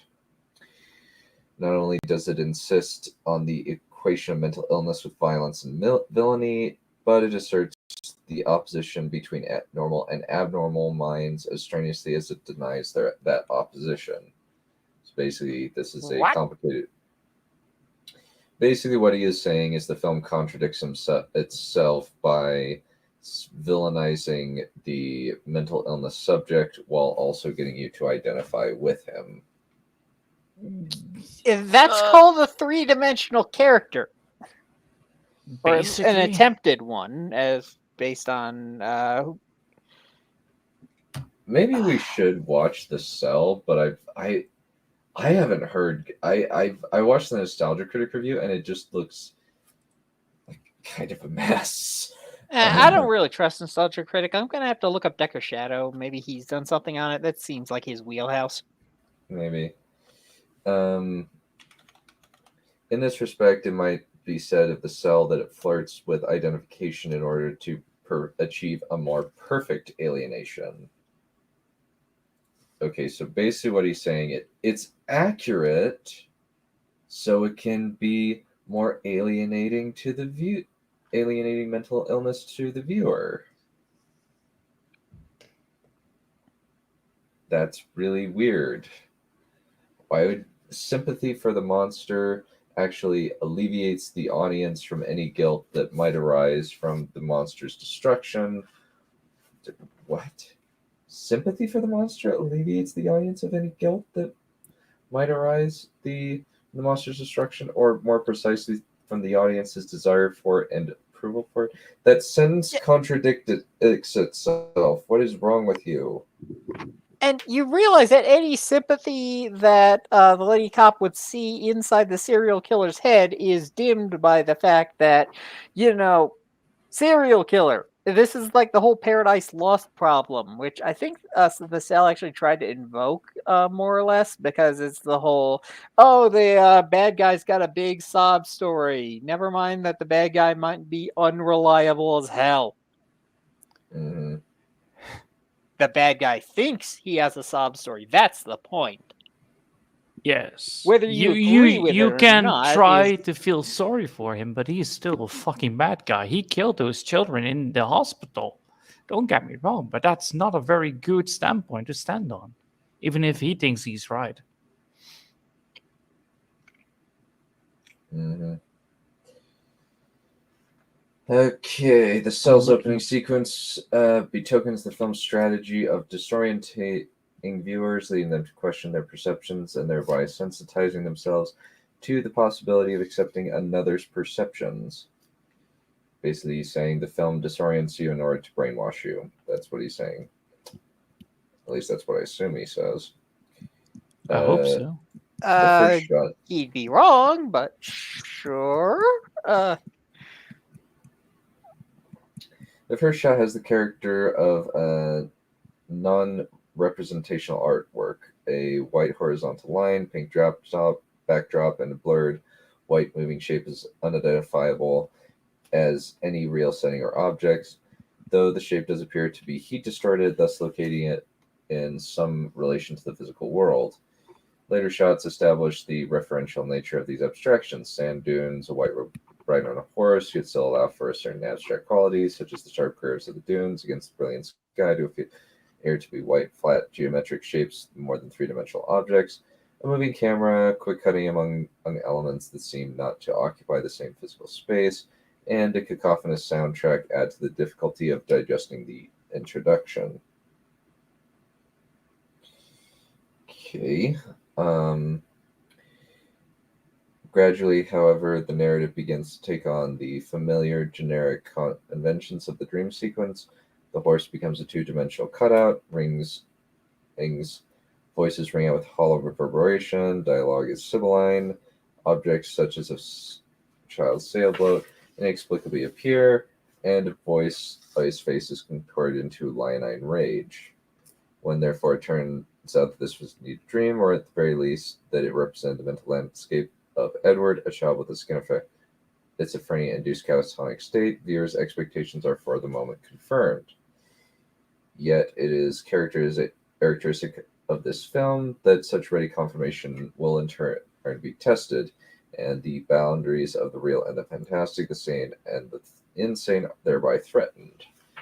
Okay, for after Catherine's trip into Edward ceases. Trip into Edward ceases. What a weird way of putting that. That actually sounds really Into Edward's what? Into Edward ceases. I'm not sure what word you... There the fuck we go. I finally found it. A desert field across a large tortoise creeps. Okay. That's similar to Edward's mind. Okay. Yeah, Images of a snow. Pro tip. Okay, Bellin. When you want to make an illustration based on a movie, you can't presume that people have seen it before. It helps if you would do something along the lines of set the scene and mention all the important things that are going to be relevant to your argument. And then from there, everyone can be on the same page as you. Then again, you clearly don't care if people are on the same page as you, do you? Nope, not really. Not really. You know, the whole movie Cell that we're now talking about, right? I think I finally found what this reminds me all of, with all the descriptions of it. Did anybody of you guys played The Evil Within? I've heard of it. So technically, this has the same concept of it. You know, people are all shared within people are sharing one world with each other. All right, Yeah, so everybody is connected. Yeah, but everybody's connected to a crazy guy, and because this crazy guy has a lot of mind power, because well, he's crazy, he actually overrules everybody else, and that causes a lot of shit to happen, like people getting corrupted by powers of the other people, and therefore things twist and turn, which is quite crazy. But that reminds me this description of, and if you can take this in consideration of like, all right, so you literally have a psychopath that is actually running the whole place, but then in the end you need to feel sorry for him. That would be a very terrible idea, because, you know, he still killed a lot of people. Yeah, this is an example of some of the imagery Ooh. of the cell. Looks a little bit strange. Yeah, it's really, really weird. Yeah, I remember I that like the scissors, stupid though. haircut. I like the scissors, though. They're actually, I may have to be a bit more specific. They're all stupid haircuts. This is true, yeah. This was aired in 2002 or 2000. Damn. 2000, yep. It didn't look pretty then, and doesn't look pretty now. It doesn't have the charm to it, I think. Mm-hmm.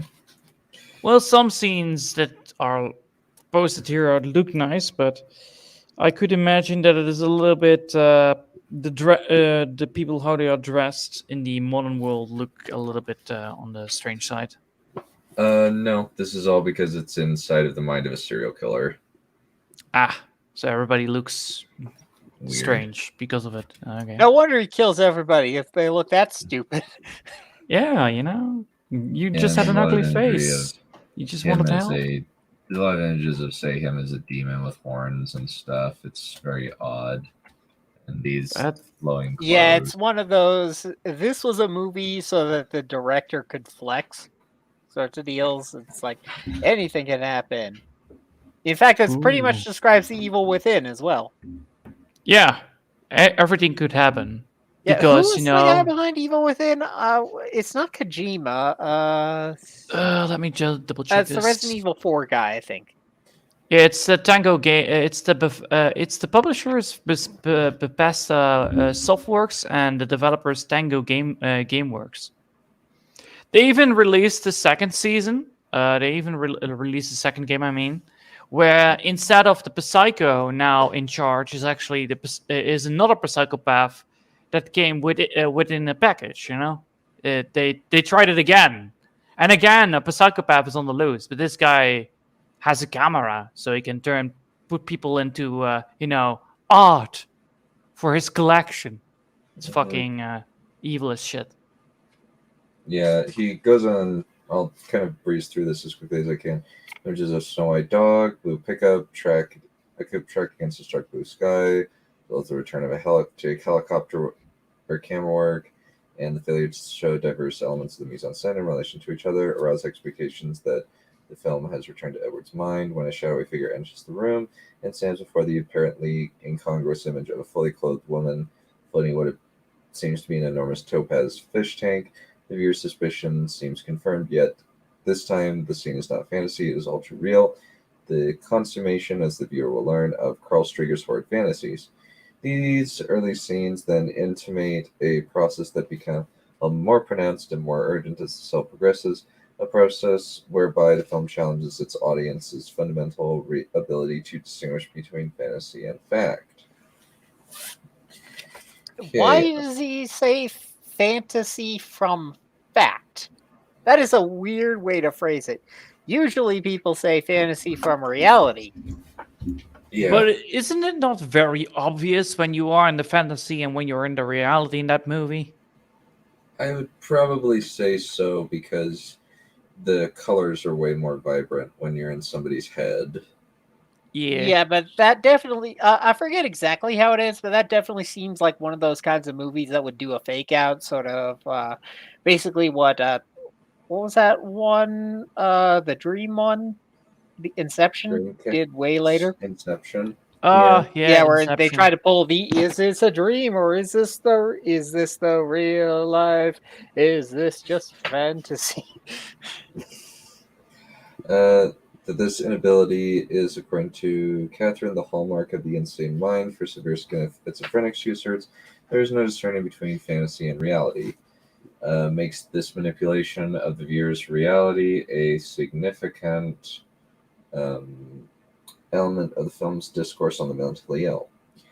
Not only, that is, does the film plunge viewers into Carl Strieger's universe, where reality is a nightmare of hideous stomach-turning images and unendurable extravagant violence, but more significantly, it disrupts the conventional relationship of the viewer to viewed, subject to object.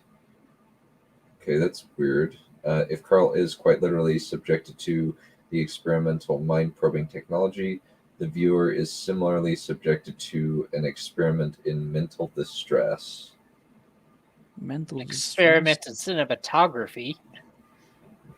Basically. I think that's what everybody sort of knew going into the cell that that's what they were gonna get. It's like that was what the trailer suggested. That's what they always do when they pull this trick. Yeah, because a normal trailer nowadays is literally, you show everything that's gonna be happening. You're gonna show the plot. You're gonna show the villains, the surprise attacks on the heroes, probably as well, and you're gonna spoil Occasionally, the whole shoot movie. scenes for the trailer only, or they don't make it in the film. Yeah, like that. Sometimes we live in a society. Indeed. Back in the day, 1985, the society ruled over them. Indeed. The magnificent So- empire of Bush. Yeah.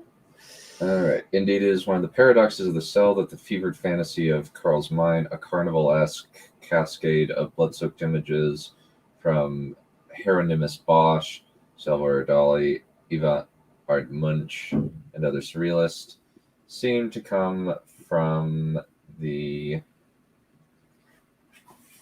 let's see. Comes to seem that almost in the most unthreatening space of the film. Here, at least one can be sure that as the FBI agent who follows Catherine into Carl's mind keeps reminding himself it's not real. Elsewhere, what is real and what is not is considerably less certain. For instance, when Catherine, dreamily watching cartoon aliens on television, drifts apparently to sleep, the camera tracking from her point of view over the bed covers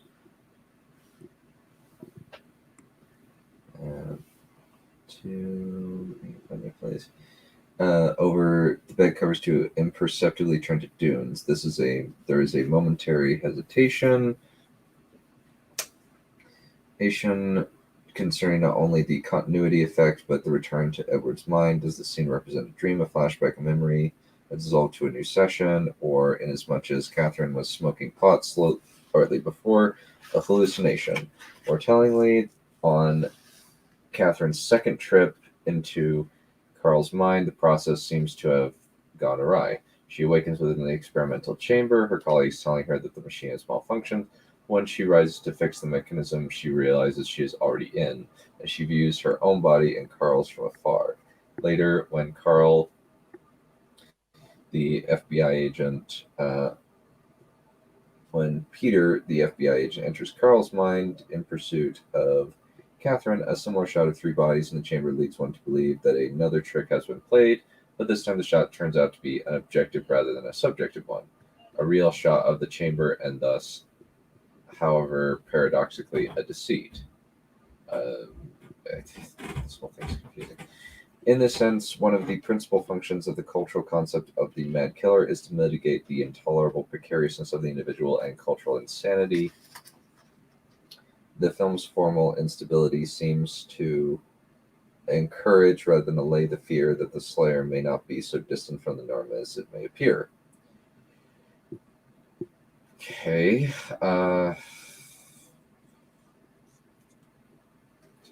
Most of this is just wordy summation of kind of his usual weirdness.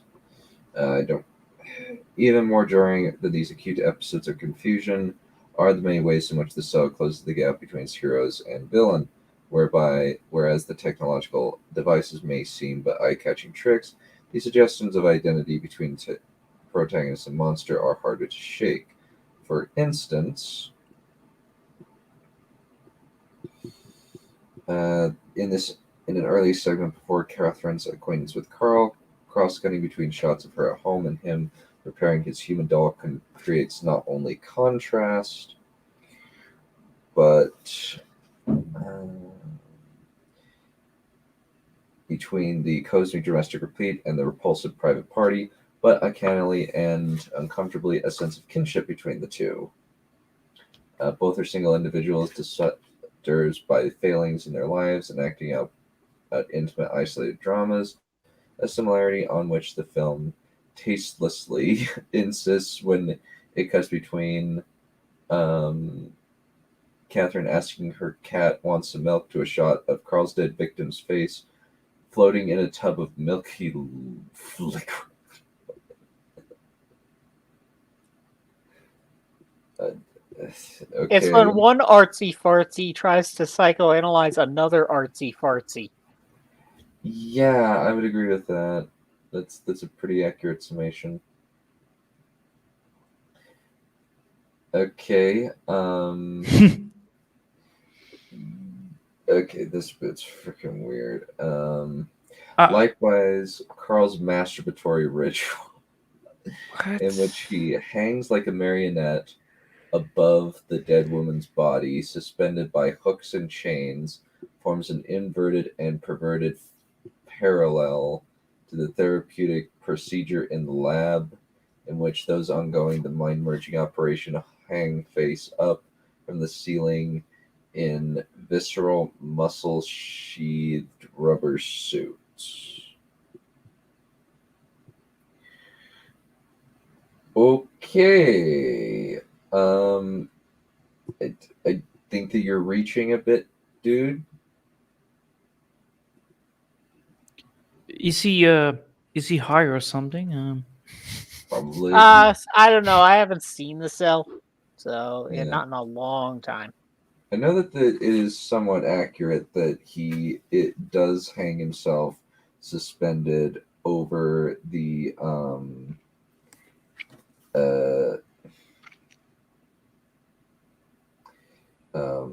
over a pool of stuff by hooks. It's meant to be weird, but it's kind of like, really? Yeah. Yeah, not sure if he's reaching or if he's right or if he's right by accident or if the director and this guy are totally like going in opposite directions. Mm-hmm. They're just buddies. But he's given me insufficient reason to believe him. This is true. Indeed, if this visual connection between dismemberment and treatment appears grotesque, it is in keeping with the film's suggestion that psychotherapy may share features with the acts of the criminally insane. What? What? What? Fucking hell. One more time, just to make sure I heard that correctly. Indeed, if this visual connection between dismemberment and treatment appears grotesque, it is in keeping with this film's suggestion that psychotherapy may share features with the acts of the criminally insane. It's not therapy. They're digging in his brain for information. There's nothing therapeutic about it. It's get the information, get out. You know, you're literally... That I do remember. It's like, you know, looking at somebody's Google search history. It's not that you're going to be looking at somebody's cookbook while looking up some groceries at your local supermarket. No, you're looking at somebody's Google history, looking up a cookbook, and suddenly everything else that is shown up as well that he did past the 12 years. Yeah, that ain't work. A psychic person, nope. That's not a treatment. You cannot compare that to each other. Yeah. I certainly hope Bellin doesn't think this is how actual psychological treatment works. I don't think he does. Let me just share your mind. Yeah, do it to Kylo Ren, she'll get the Force.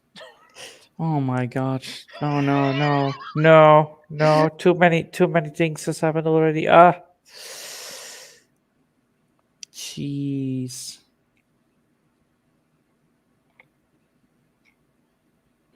Yeah, let's keep going. Both the film implies transform another human being into a thing, a toy. Both depend on the absolute dichotomy of observer and observed. Both construct a relation of power of one person over another.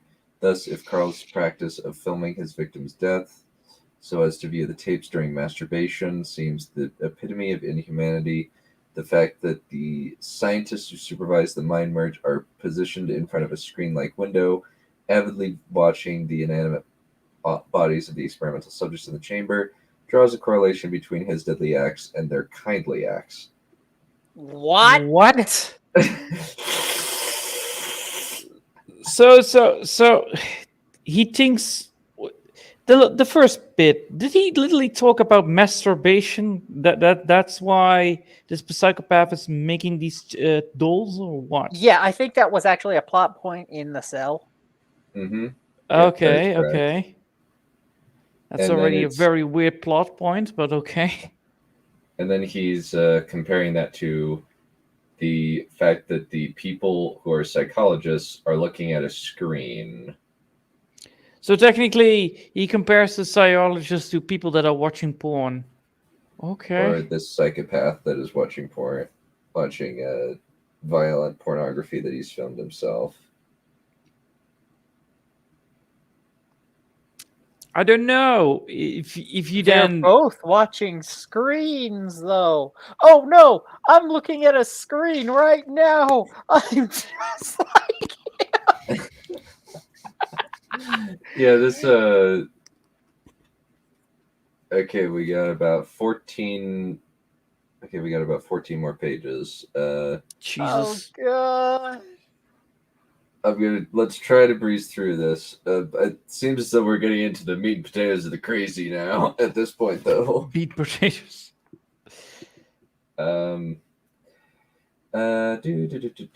Inside Carl's mind, hearing him tell the tale of his childhood abuse at the hands of his father, Catherine responds, "What your father did was evil. He treated you like a thing. Nobody should be treated like that. That psychiatrists may indeed treat their patients as things.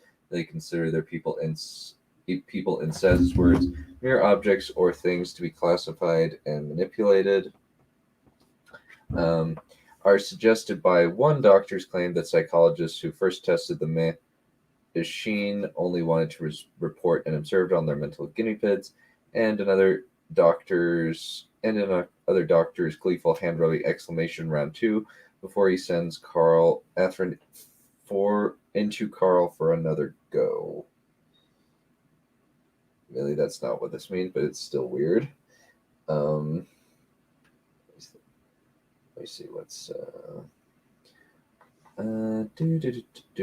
Carl's monstrosity, the film suggests, in a further assault on comfortable categories of difference, may have at least a partial parallel in the abusive but licensed behavior of the professionals who are dedicated to saving the likes of him. Indeed, it may be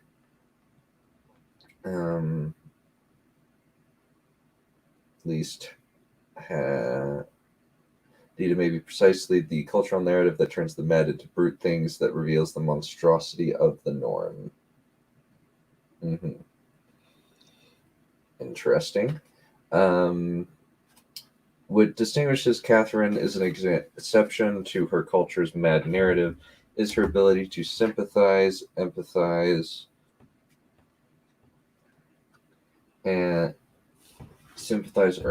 with Carl, not only to run the risk of granting his fantasies the power of the real, but to also welcome him into her own mind, to accept him as literally a part of her despite or because of his monstrous acts. In this respect, Catherine will trace a process akin to that which the viewer undergoes. At first, seeing Carl as a stereotyped lunatic, a twisted thing whose mind she protests after she panics and aborts her first venture inside his world. She cannot possibly grasp. She will come to see him as a suffering child, and herself not as a clinician but a ministering spirit, a layer on of hands who soothes and heals a tormented soul. Thus, in her second voyage into Carl's mind, Catherine finds herself not in the ghoulish fantasy arcade where his victims are displayed, but in a real space, his childhood home, where she witnesses his father's verbal and physical abuse, branding Carl a faggot for playing with dolls and burning the child with a hot iron. When she next encounters the adult Carl, bent over a bloody bathtub in which his first victim lies, a shot that visually recalls that of Carl just before his arrest, as he lunged in his tubs, instantly singing Mares Eat Oats. The shock of this image, unlike that of the earlier shot, is tempered by the dawning of an unwanted yet irresistible fellow feeling. Whereas previously the audience, lacking any contact context in which to comprehend the killer. Could only gag at the profanity of a mass murderer babbling nursery rhymes, now the links between childhood trauma and adult terror, particularly in the adult Charles' recitation of his horrifying baptismal experience, begins to cohere. The most wrenching transformation the cell effects on the viewer's perception of reality has little to do with drawing the viewer into the computer-generated fantasia of Carl's mind. Rather, it has to do with the projection outward, a discomforting of the social orthodoxy that turns madness into brute outrage, utterly beyond the understanding or experience of the norm. Okay, seems fairly straightforward. Yet, if on one hand the cell struggles to bring the viewer into the mind of madness, to implicate the viewer that the mind and thereby inculate, that's an interesting word. Are you sure it's not inoculate? Because that's a word. It's inculate. INCULCATE. Inculcate. Inculcate. Okay. A sense that madness is not beyond the human ken, a countervailing force is at work as well.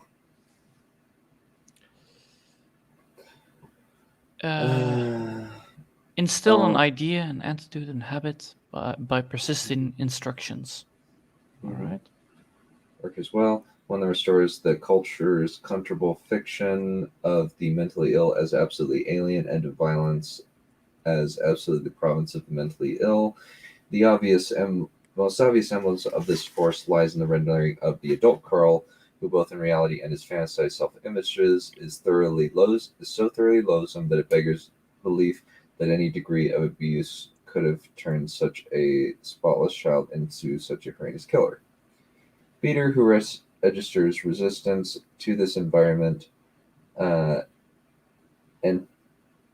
ideology, interesting word, on numerous occasions thus stands for a similarly skeptical audience. Moreover, when Peter says with absolute conviction and penetrating emphasis, a child can experience 100 times worse the abuse than a serial killer and still grow up to be somebody who would never, ever hurt another living thing. The obvious implication that he himself underwent such abuse, but that far from serving as pretext for him to damage innocents, the trauma catalyzed his desire to protect them. 2. The film repeatedly reminds viewers that Carl's victims are themselves, in the largest sense, vulnerable and blameless children. Not only does he live across the street from a school, one assumes the better to hunt his future prey, but in a gruesome video clip of one of his drowning victims calling for mommy and comforting herself as she dies by repeating, "Daddy's girl." Okay. The cell thwarts identification with the ruined child. Carl may, in fact, be. Okay. That's a problem of writing. So just bunk Hollywood psychology. Yeah, that sounds about accurate. At the same time, the film refuses to credit the environmental explanation unreservedly. Indeed, it ultimately renders that explanation so tenuous as to appear nonsensical. What? Against, yeah, okay, I know what he said, but it didn't. He literally said the opposite, didn't he? It's like he was saying that the entire thesis of the movie is that the guy's background was the reason that he became the serial killer, or at least, at the very minimum, the serial killer thinks that is his justification. Mm-hmm. What does it mean that the movie doesn't put enough import on the environmental factors? You cannot have this both ways. Yeah, it seems like he's trying to do this consistently. It's kind of not only did he pick like 2 movies for his thesis, he didn't even pick well. Yeah, it keeps going. Against images of abnormal CT scans, a doctor addressing the off-screen agents, and thus the film audience, explains that Carl suffers from Wayland's infraction or infarction. Spell? Okay, this is odd. Well, it's actually weirder. No, it's. Let me actually show you because this is very odd.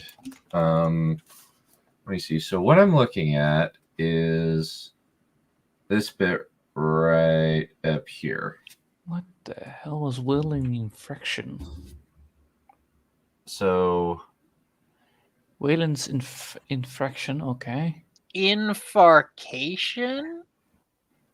Infarcation, the fuck? infarction. Infarction? Yeah, it's Infarction. odd because he has the Dead quotation tissue. mark and then the parentheses. It's very odd. It's very odd to me. It doesn't So make he's sense. suffering from an infarct? It's a rare, severe form of schizophrenia that does not respond to normal psychotropics, since it is caused by a virus that infects the neurological system in utero that lies dormant until it's triggered by some trauma, typically involving water. Okay, well, this is going to get interesting. There is no need to belabor the idiocy of this trumped-up malady, a hodgepodge of neurological, congenital, virological, environmental, and given Carl's penchant for water, developmental participants. The significance of this alternative diagnosis is that in its impenetrability, it casts doubt on Catherine's understanding of Carl, undermining her belief that a pre-adolescent psychic affliction translates to adult psychosis. And in any event, the film drives home the point that understanding Carl, a word at which Peter scoffs, is less significant than picking his mind.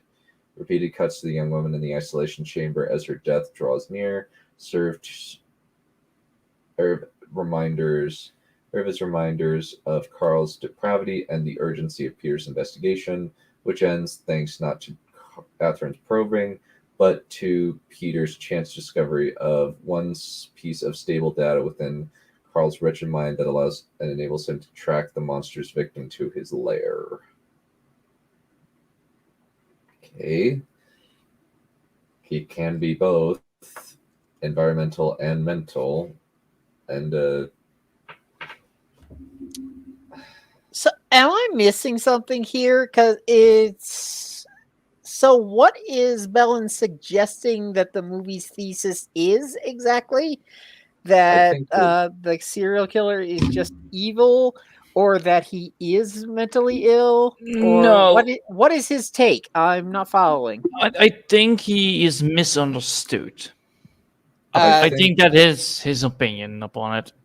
so can I think I understand. Basically, he's saying that the idea of it's basically a really convoluted way of saying the film says nature and nurture, and Bellin doesn't like the fact that it does both nature and nurture rather than presenting a dichotomy. That's my understanding of what he's saying, because he seems to hate the idea that it was nature rather than nurture, and says that the two things conflict with each other rather than it could be both.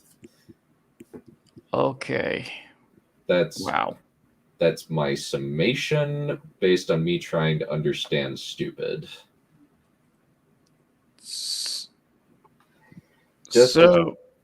And now I'm still trying to gel that with Bellin's thesis that essentially it's just boo, you are all bad because you think mentally ill people are some kind of other when they're really just like you and me, even though they can't be, because by definition they are not.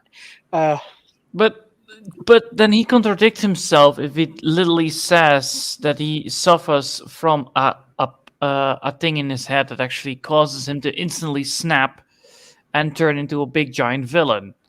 That it means that it technically is something that can happen and will happen, so you cannot feel sorry for this guy. And it's like, even if you felt sorry for the guy, even if he had a sob story, he's still killing people and has killed people before. And does it with a big giant smile on his face. Mm-hmm. Oh, for fuck's sake. Mm-hmm. Yeah. Basic English, please. Basic planning. He's writing this like off the cuff. It's like none of his examples are very concrete. Uh, he's not leading us to follow in any specific direction. He seems to be changing his mind on the fly and changing of like what he's trying to get at. It's like obviously what he's trying to get at from the start is you are all bad people. I am good, smart person, obviously. And that is the only grounding I have for his entire thesis is that it's some kind of self-aggrandizing ploy and that I can frame his entire idea as incoherently as he is putting it into, okay, how does this advance the thesis of Bellin good, everybody else bad? Yeah, And holier than thou idea. It's like the fact that Bellin is a complete sociopath is the only grounding that I have for everything that he's gone over so far. He's not leading towards a specific point. Yeah, true. Just as Catherine serves as the principal vehicle for the audience identification with the mentally ill, however, so does she serve the principal means by which the cell refuses such identification, revealing it to be dangerous, if not deadly. For it is immediately after the scene within Carl's mind of the killer preparing his first victim, the scene in which Catherine seemingly begins to unlock the riddle of his mind, that she becomes ensnared within that mind. Failing or declining to terminate the mission in time, she succumbs to Carl in his most bestial form as a white-faced leprous goat man who claps an iron collar around her neck. The manner in which Catherine separates herself from Carl, moreover, restores difference, conflict, and indeed violence as the proper, if only, response to the mentally ill. Okay, one more time. Okay, basically, she separates herself from Carl, and this, when she separates it institutes difference, conflict, and violence as the proper, if only, response to the mentally ill. When she is freed from her delusions, she is the evil queen of Carl's kingdom, and her first act is to skewer the Mad King.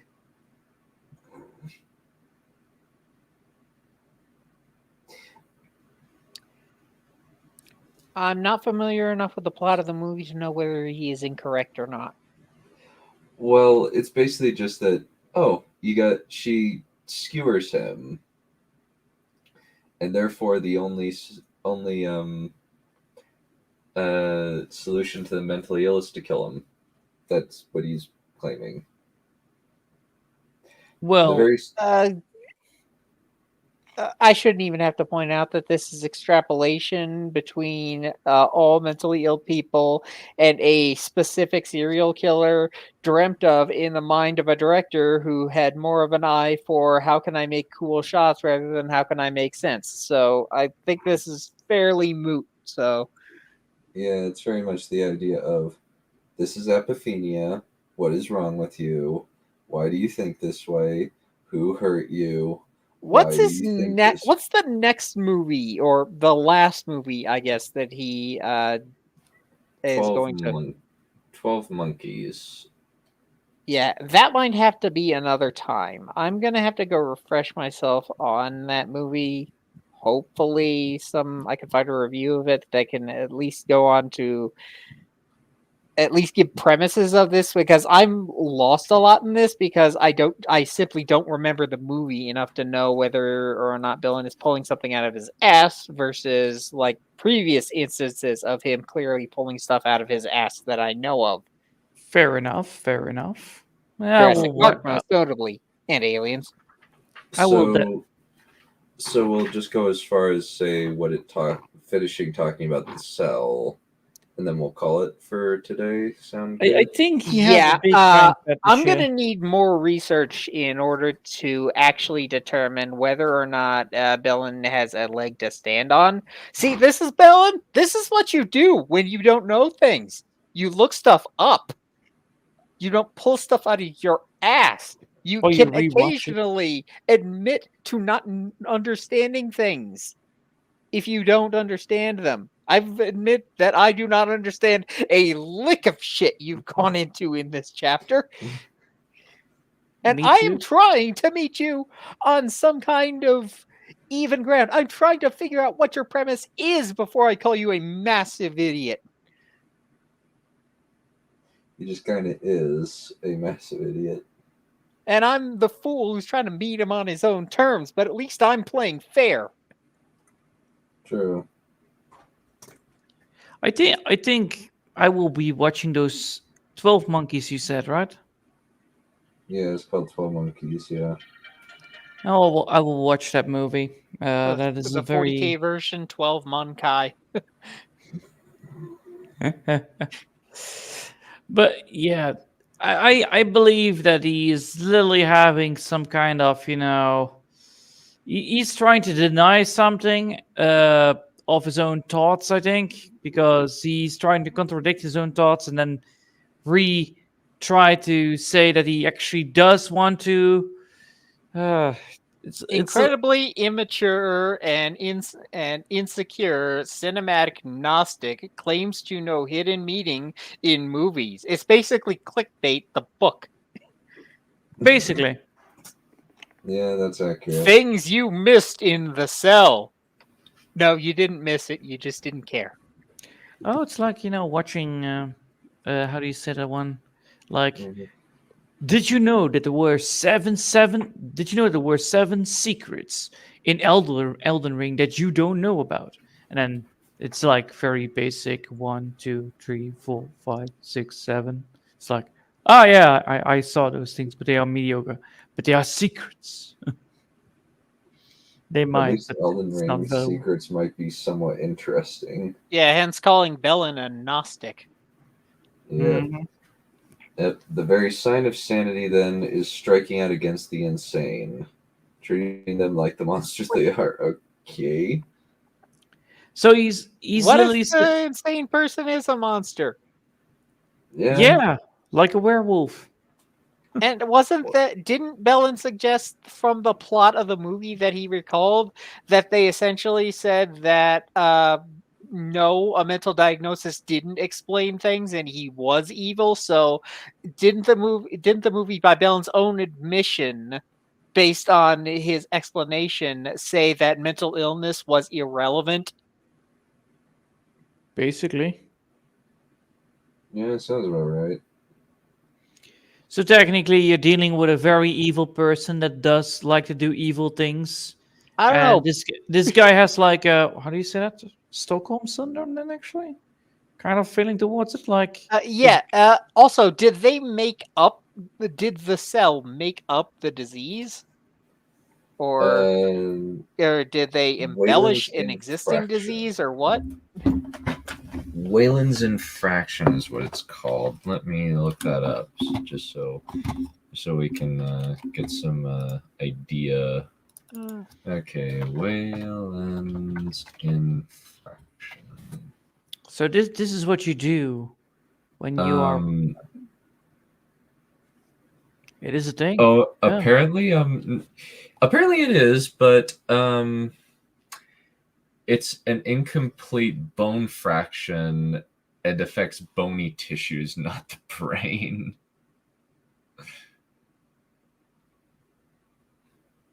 I looked it up and got in something from IMDb.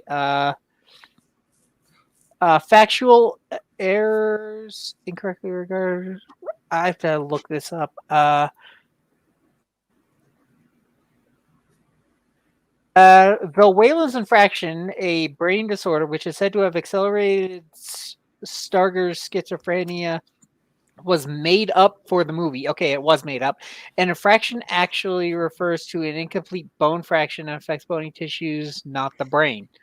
cerebral infraction, infarct instead of infract. Okay, that's what that referred to.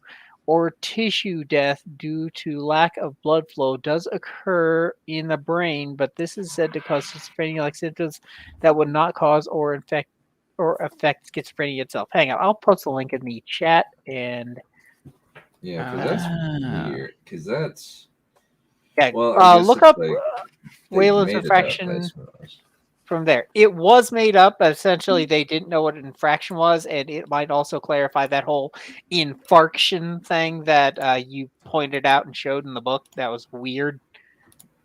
Yeah, sounds about right. Yes. Infarction.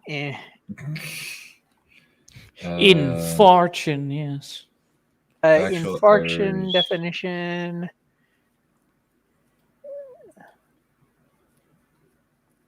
Obstruction of the blood supply to an organ or a region of tissue, typically by a thrombus or a embolus, causing local death of tissue. Mm-hmm. Infarct. Replace. See, this is why it's important to look things up. So therefore you get smarter. Mm-hmm. It helps sometimes. Yeah, I just control F for Yeah. it. There it is. Control 4. Who needs to scroll when I can just look it up? Okay, so essentially, The what that filmmaker was are is that the BSing. filmmakers confused infraction for infarction, and Bellin tried to correct it in the book. Okay, Bellin, typically when you do something like that, you use SIC to denote something like that, to say that you are quoting somebody, but that the quotation is incorrect, but you are quoting the incorrect information that they're quoted. Yeah. You don't Very- say it afterwards in parentheses. Mhm. Or at least if you do, you explain what you mean. We had to look this up for you to explain. To you. We shouldn't have to do this. Your book is incomplete. Well, Yeah, this is why I just say this is one of the worst writers I've ever seen. Like, this is one of the worst academic books I've ever read. Like, this just makes no sense. well, normally does not make no sense, especially when you had that King Kong part. Jeez. Yeah, that King Kong part was stupid. Now, let me see. I got so many good ones. Oh, I have a lot of good ones. Good ones for this. This is the worst writer in America. That doesn't even make any sense, you fucking hack. Fuck you. Stop writing. You're not good at it. I wish I could punch you in the fucking face. Okay. So it continues. The very sign of sanity then is striking out against the insane, treating them as the monsters they are. In a realization of the film's ability to hold two mutually contradicting ideas at the same time, it appears as though no one should be treated that way. No one should be treated that way. The insane should. Or perhaps, on reflection, this is not a contradiction. The no one of Catherine's pronunciation comprehends only humans, not things, and though the young Carl is still human, thus vindicating Catherine's promise to him after she stabs his adult manifestation that I will never hurt you, the adult Carl has forfeited his claim to humanity, has become essentially and inveterately what Catherine calls him, this horrible thing. The whole predication of self-defense law implies that if you have the right to live, and someone else has the right to live, and someone else uses their freedoms that they have by living to infringe upon your right to live, they forfeit their own. And they make themselves an object by their actions. That is why it's okay to shoot someone who is trying to kill you. Because they have, I like a way, and there's an author I remember put it this way: they forfeit the humanity clause. Mm-hmm. It is actually pretty easy to forfeit a humanity clause. All you need to do is see a pedestrian on the road, try to run them over. You forfeit your humanity clause because you took someone else's. It's a contract. You don't have the right to live forever. Your right to live is contingent upon respecting others' rights to live. Mm-hmm. You look like a complete fucking idiot! Well, so technically, he wants us to sympathize with the murderer right now. Do I get it What right? do you expect? Someone from Chicago doesn't know how self-defense law works. In other news, Fire doesn't know how to be cool. Okay, we're going to get into some interesting stuff. I say inveterately because despite Catherine's conviction that the child Carl is still salvageable, this film strongly suggests that the only solution to his conflict, the only hope for his salvation, lies in his death. In the film's climactic sequence, Catherine, having escaped from Carl's mind, makes the decision to introduce him into her own. Within Catherine's mind, the monstrosity of Carl becomes clear, whereas his was characterized by bizarre images, unmotivated cuts, and dizzy images. Hers, though dreamlike, is distinguished by order, stately marble pillars, light, including the halo that surrounds her, peace, a gentle snowfall, beauty, the ornamental border that scrolls across the frame, spirituality, the costume she wears being that of a nun, a saint, or even the Madonna, and all the conventions of narrative unity, continuity editing, mood setting, classical music, and so forth. As soon as the monstrous Carl enters, however, the devices of his world return, the border vanishes, the world becomes dark, tarantulas and millipedes propagate, the light fades, and sudden shifts from shock to shock recommence. Against the monstrous Carl, Catherine becomes a warrior princess, garbed in black with the foil of a crossbow. She pins his limbs to the floor, then stabs him through the chest with her sword. Once again, it seems the only recourse when confronted by the insane is violent defense. The only law or reason they honor is the animal rule of bloody conflict. Keep going, Andre. Okay, so in this, she's in, Lady Cop's in the mental state, and the serial killer, she stabs him in the dream. Is there any mechanical plot point in the cell that suggests that stabbing him actually kills him? Or would stabbing his mental projection do something else that we don't know about? See, this is where, Bellin, you need to add more context to support what you're saying and not ignore context. Because you pointed out that the movie is taking place in a dream world. We don't know if the movie's directors implied at any point that killing the guy in the dream world killed him in real life. So maybe there was some more context that you're not telling us that might contradict your point. Maybe you should rethink it and then choose a different movie. Yeah. Okay, diatribe over. Go ahead. Right, and yet, in one more turn of the screw that holds the cell together or tears it apart, Catherine's violence is unavailing. Carl will not die. Instead, repeating to her the words she must have brought into his mind like a prisoner stretched on the rack, or like a suffering Christ, his bloody wrists and ankles pierced by arrows. In this context, his words take on a new thrust. What is not real, or is both her violence against him, it is not the real answer, and her commitment to him, it is not the real thing. That what Catherine is called to do then is reject the unreal visions of her society and her profession, according to which Carl is a monstrous symbol to be sacrificed in the mad attempt to hold madness at bay. She is called instead to save him, the word that the boy Carl pronounces before she, having resumed her religious garb, holds him under the water, hold him beneath the water in a baptism of death. This is a disturbing scene in many respects, not least because the shot of the habit and wimple-clad Catherine cradling the drowned child unmistakably invokes the tableau of the Pieta, thereby reinforcing the crucifixion imagery as her assault on the adult Carl. It is troubling also to recognize that in the film's terms, Catherine to purify the child in holy waters, thereby renouncing both the hypocritical piety of Carl's father and the sanctimonious charity of the psychiatric cult. She must too become a killer. When she grins the drying child, "You're going to stay here with me."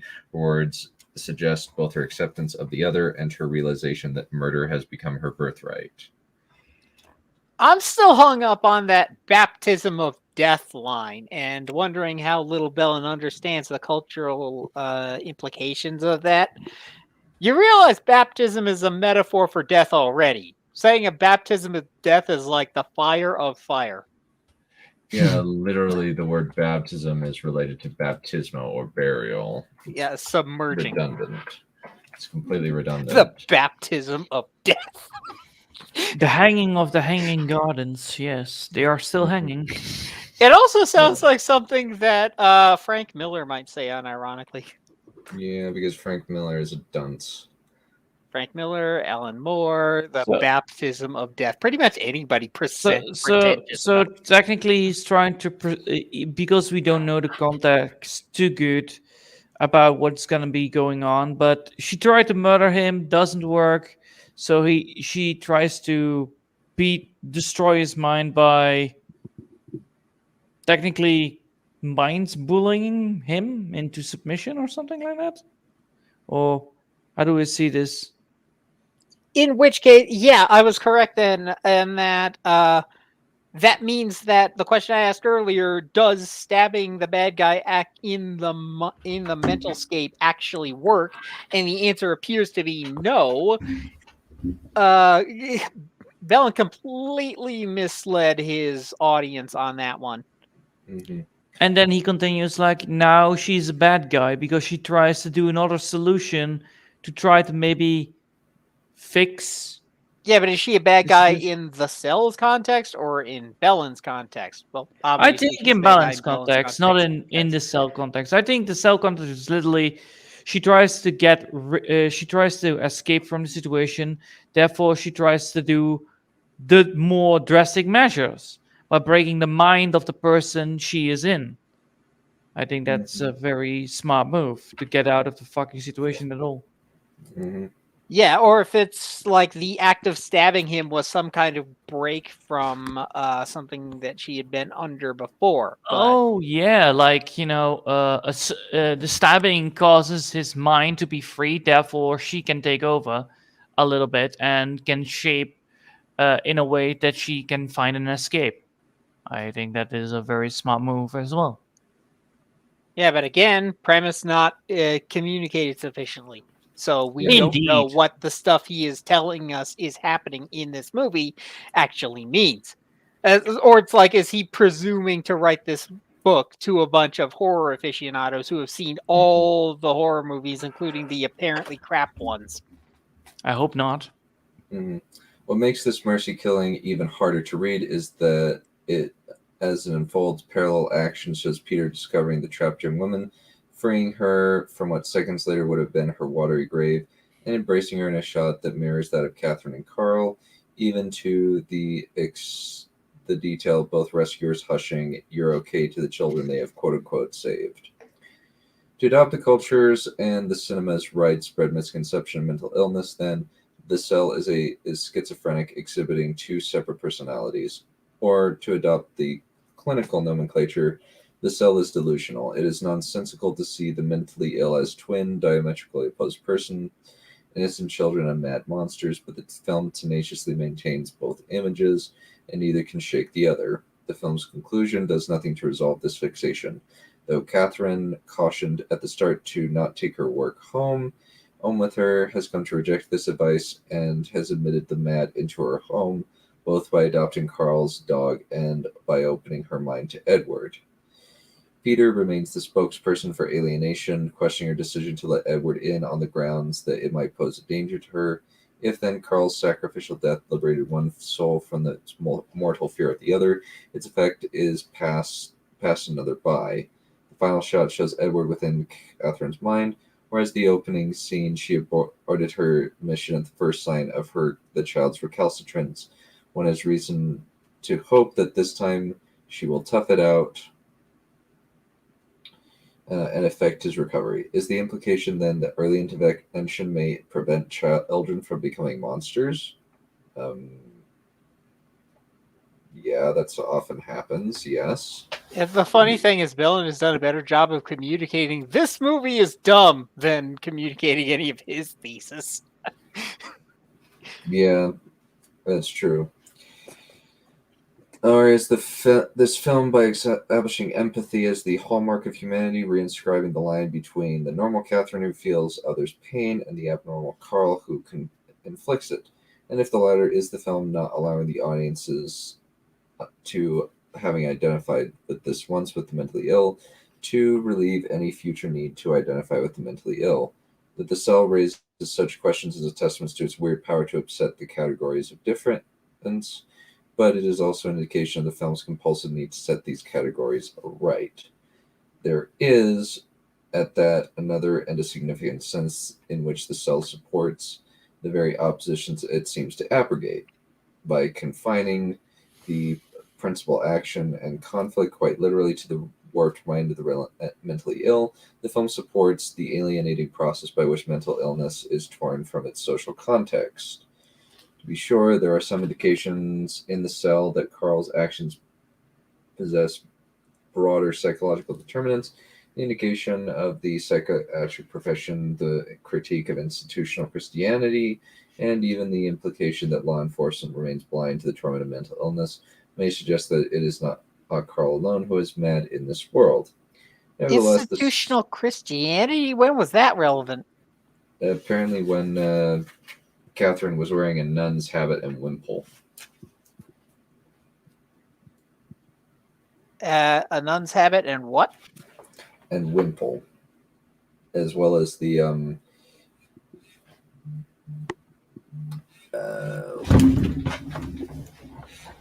one second. Let me take this. I got a call. 1 second. I'll be right back. Ring, ring, hello. Ring, ring, hello.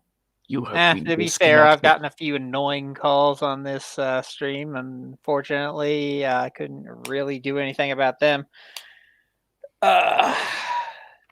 Were they like, welcome to Creaking Market. How can I help you today? Salesman call. Yes. Should have just blocked Like it. that or what? Sorry, Somebody is somebody asking you about life insurance? No, Living Scriptures streaming service. They want me to resubmit.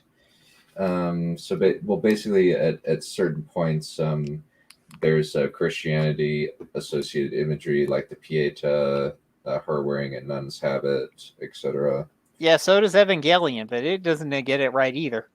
Yeah, true. It just uses the motifs. It has nothing to do with actual Christianity. Mm-hmm.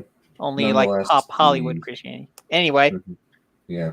Nonetheless, these psychological markers are perfunctory at best. The drama of descent into the maelstrom of Carl's mind crowds out the social setting in which that mind exists and by which it is defined. If then one might view the manic intensity and gratuitous goriness of the cell as a representative of anxiety about not only mental but social chaos, it is difficult to discover any sense in which the cell holds up this social construction of madness to meaningful scrutiny. And that's all there is about the cell. The next, looks like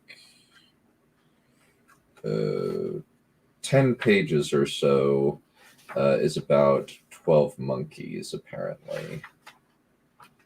Has anybody on here heard of that movie? No, I have not heard of it. I will be watching it tomorrow. Trust me. I keep thinking of 12 Angry Men, but that's not the same thing.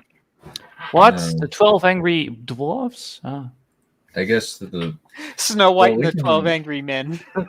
well, we've been doing this for almost 3 hours. I think we can probably just call this thing good and reconvene tomorrow and read, Smart move. say, a summary of 12 Monkeys before we get started.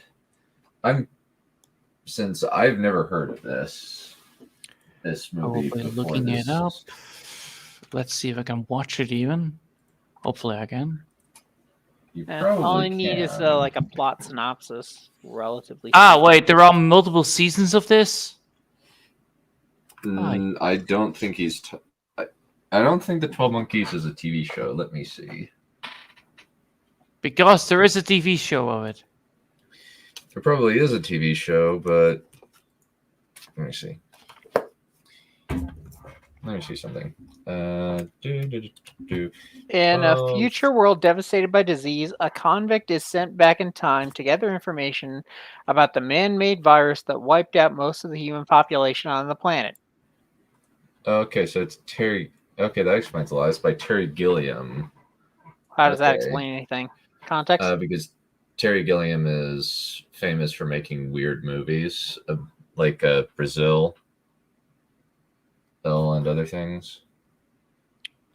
So could you so is it a series or is it a It's a movie. Okay. It's I can a read the movie. storyline on IMDb. James Cole, a prisoner of the state in the year 2035, cool, 10 years, can earn people parole if he agrees to travel back in time and thwart a devastating plague. The virus has wiped out most of Earth's population, and the remainder live underground because the air is poisonous. Returning to the year 1990, 6 years before the start of the plague, Cole is soon imprisoned in a psychiatric facility because of his warnings sound like mad ravings. Then he meets a scientist named Dr. Kathleen Rayleigh and Jeffrey Goins, the mad son of an eminent virologist. Cole is returned by the authorities to the year 2035 and finally ends up at his intended destination in 1996. He kidnaps Dr. Riley in order to enlist her help in his quest. Cole discovers graffiti by an apparent animal rights group called Army of the 12 Monkeys. But as he delves into the mystery, he hears voices, loses his bearings, and doubts his own sanity. He must figure out if Goins, who seems to be a raving lunatic, holds the key to the puzzle. Then it's not psychological. He's not crazy.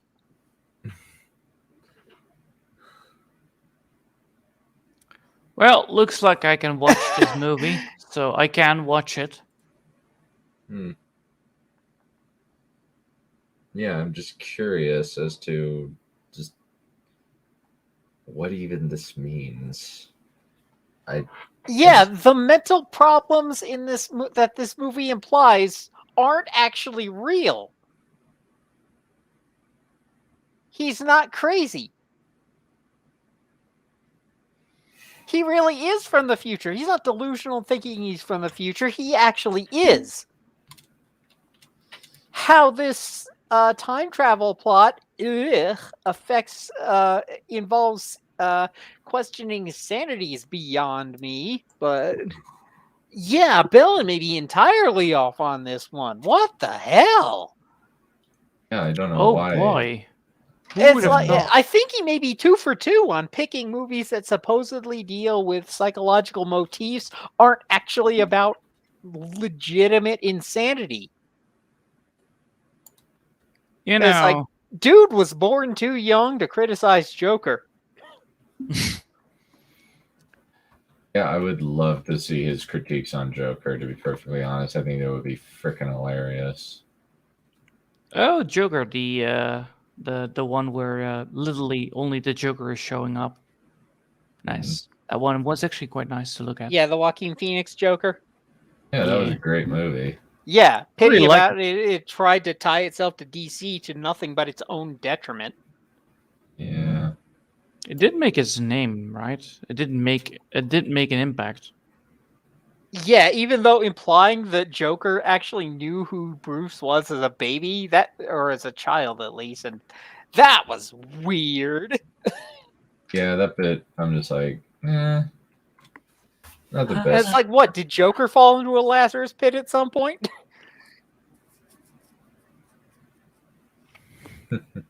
Would not surprise me, actually. Yeah, it's like Lazarus pits are like DC's are like to DC what symbiotes are to the Marvel universe. Everybody gets one. You get a symbiote. You get a symbiote. Everybody gets a symbiote. And Venom goes, "Ah, we are not special anymore." Well, that's a shame. If Venom is no longer special, no one is.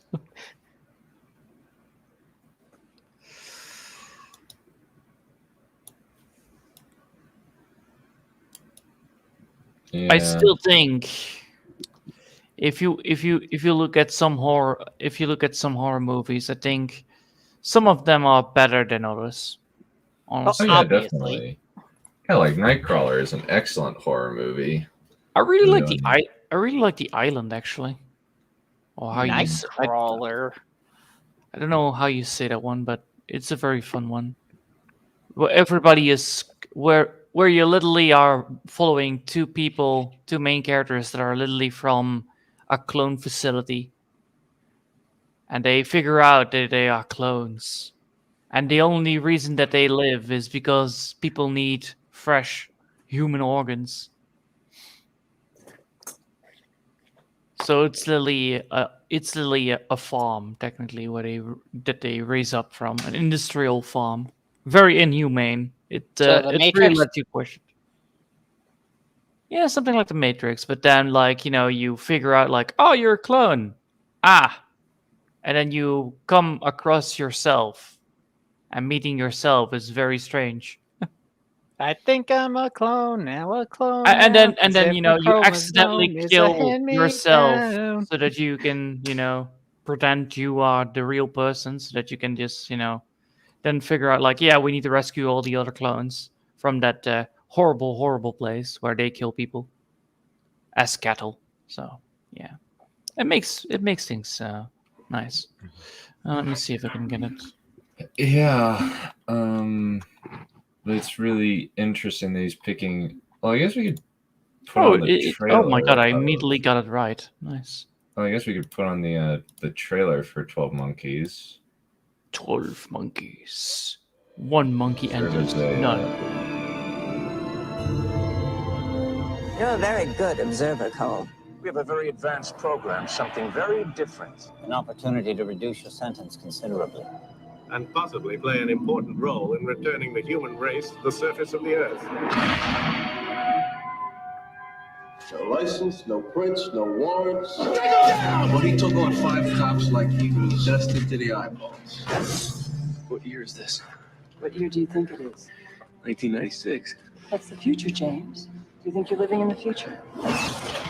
I'm simply trying to gather information to help the people in the present trace the path of the virus. We're not in the present now.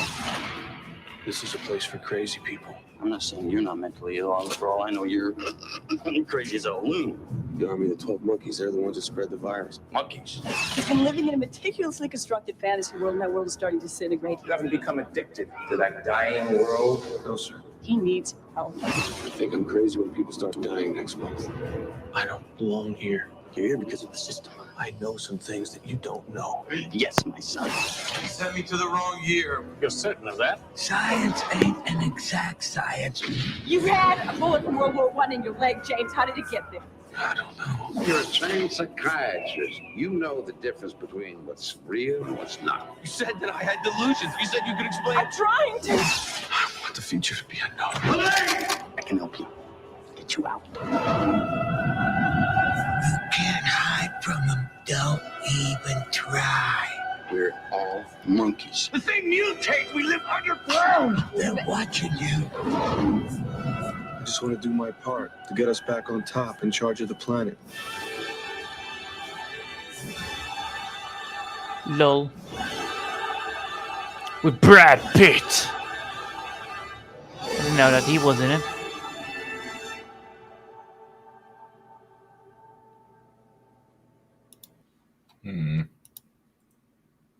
Anyway, I just also put it out the the Wikipedia for the island, if you ever are curious about it. It's a pretty good one.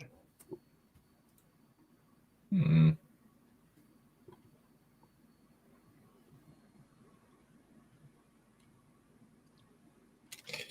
Yeah. Regardless, this isn't even my only podcast today, and I still got to pack for the flight.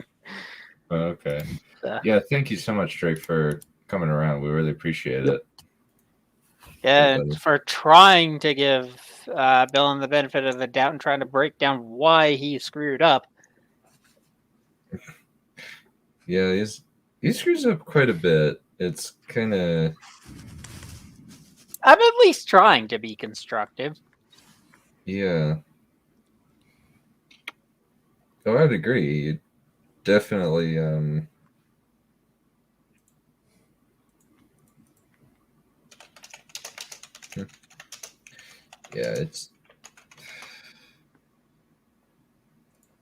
it's just so weird how he just gets so much stuff wrong. But I think that we'll call it good for today. Thank you everybody for coming along for the ride, and we'll see you next time when we dive into 12 Monkeys and the first bit of seeing things, which is the title of the next chapter, and I have no idea what that means. See you later.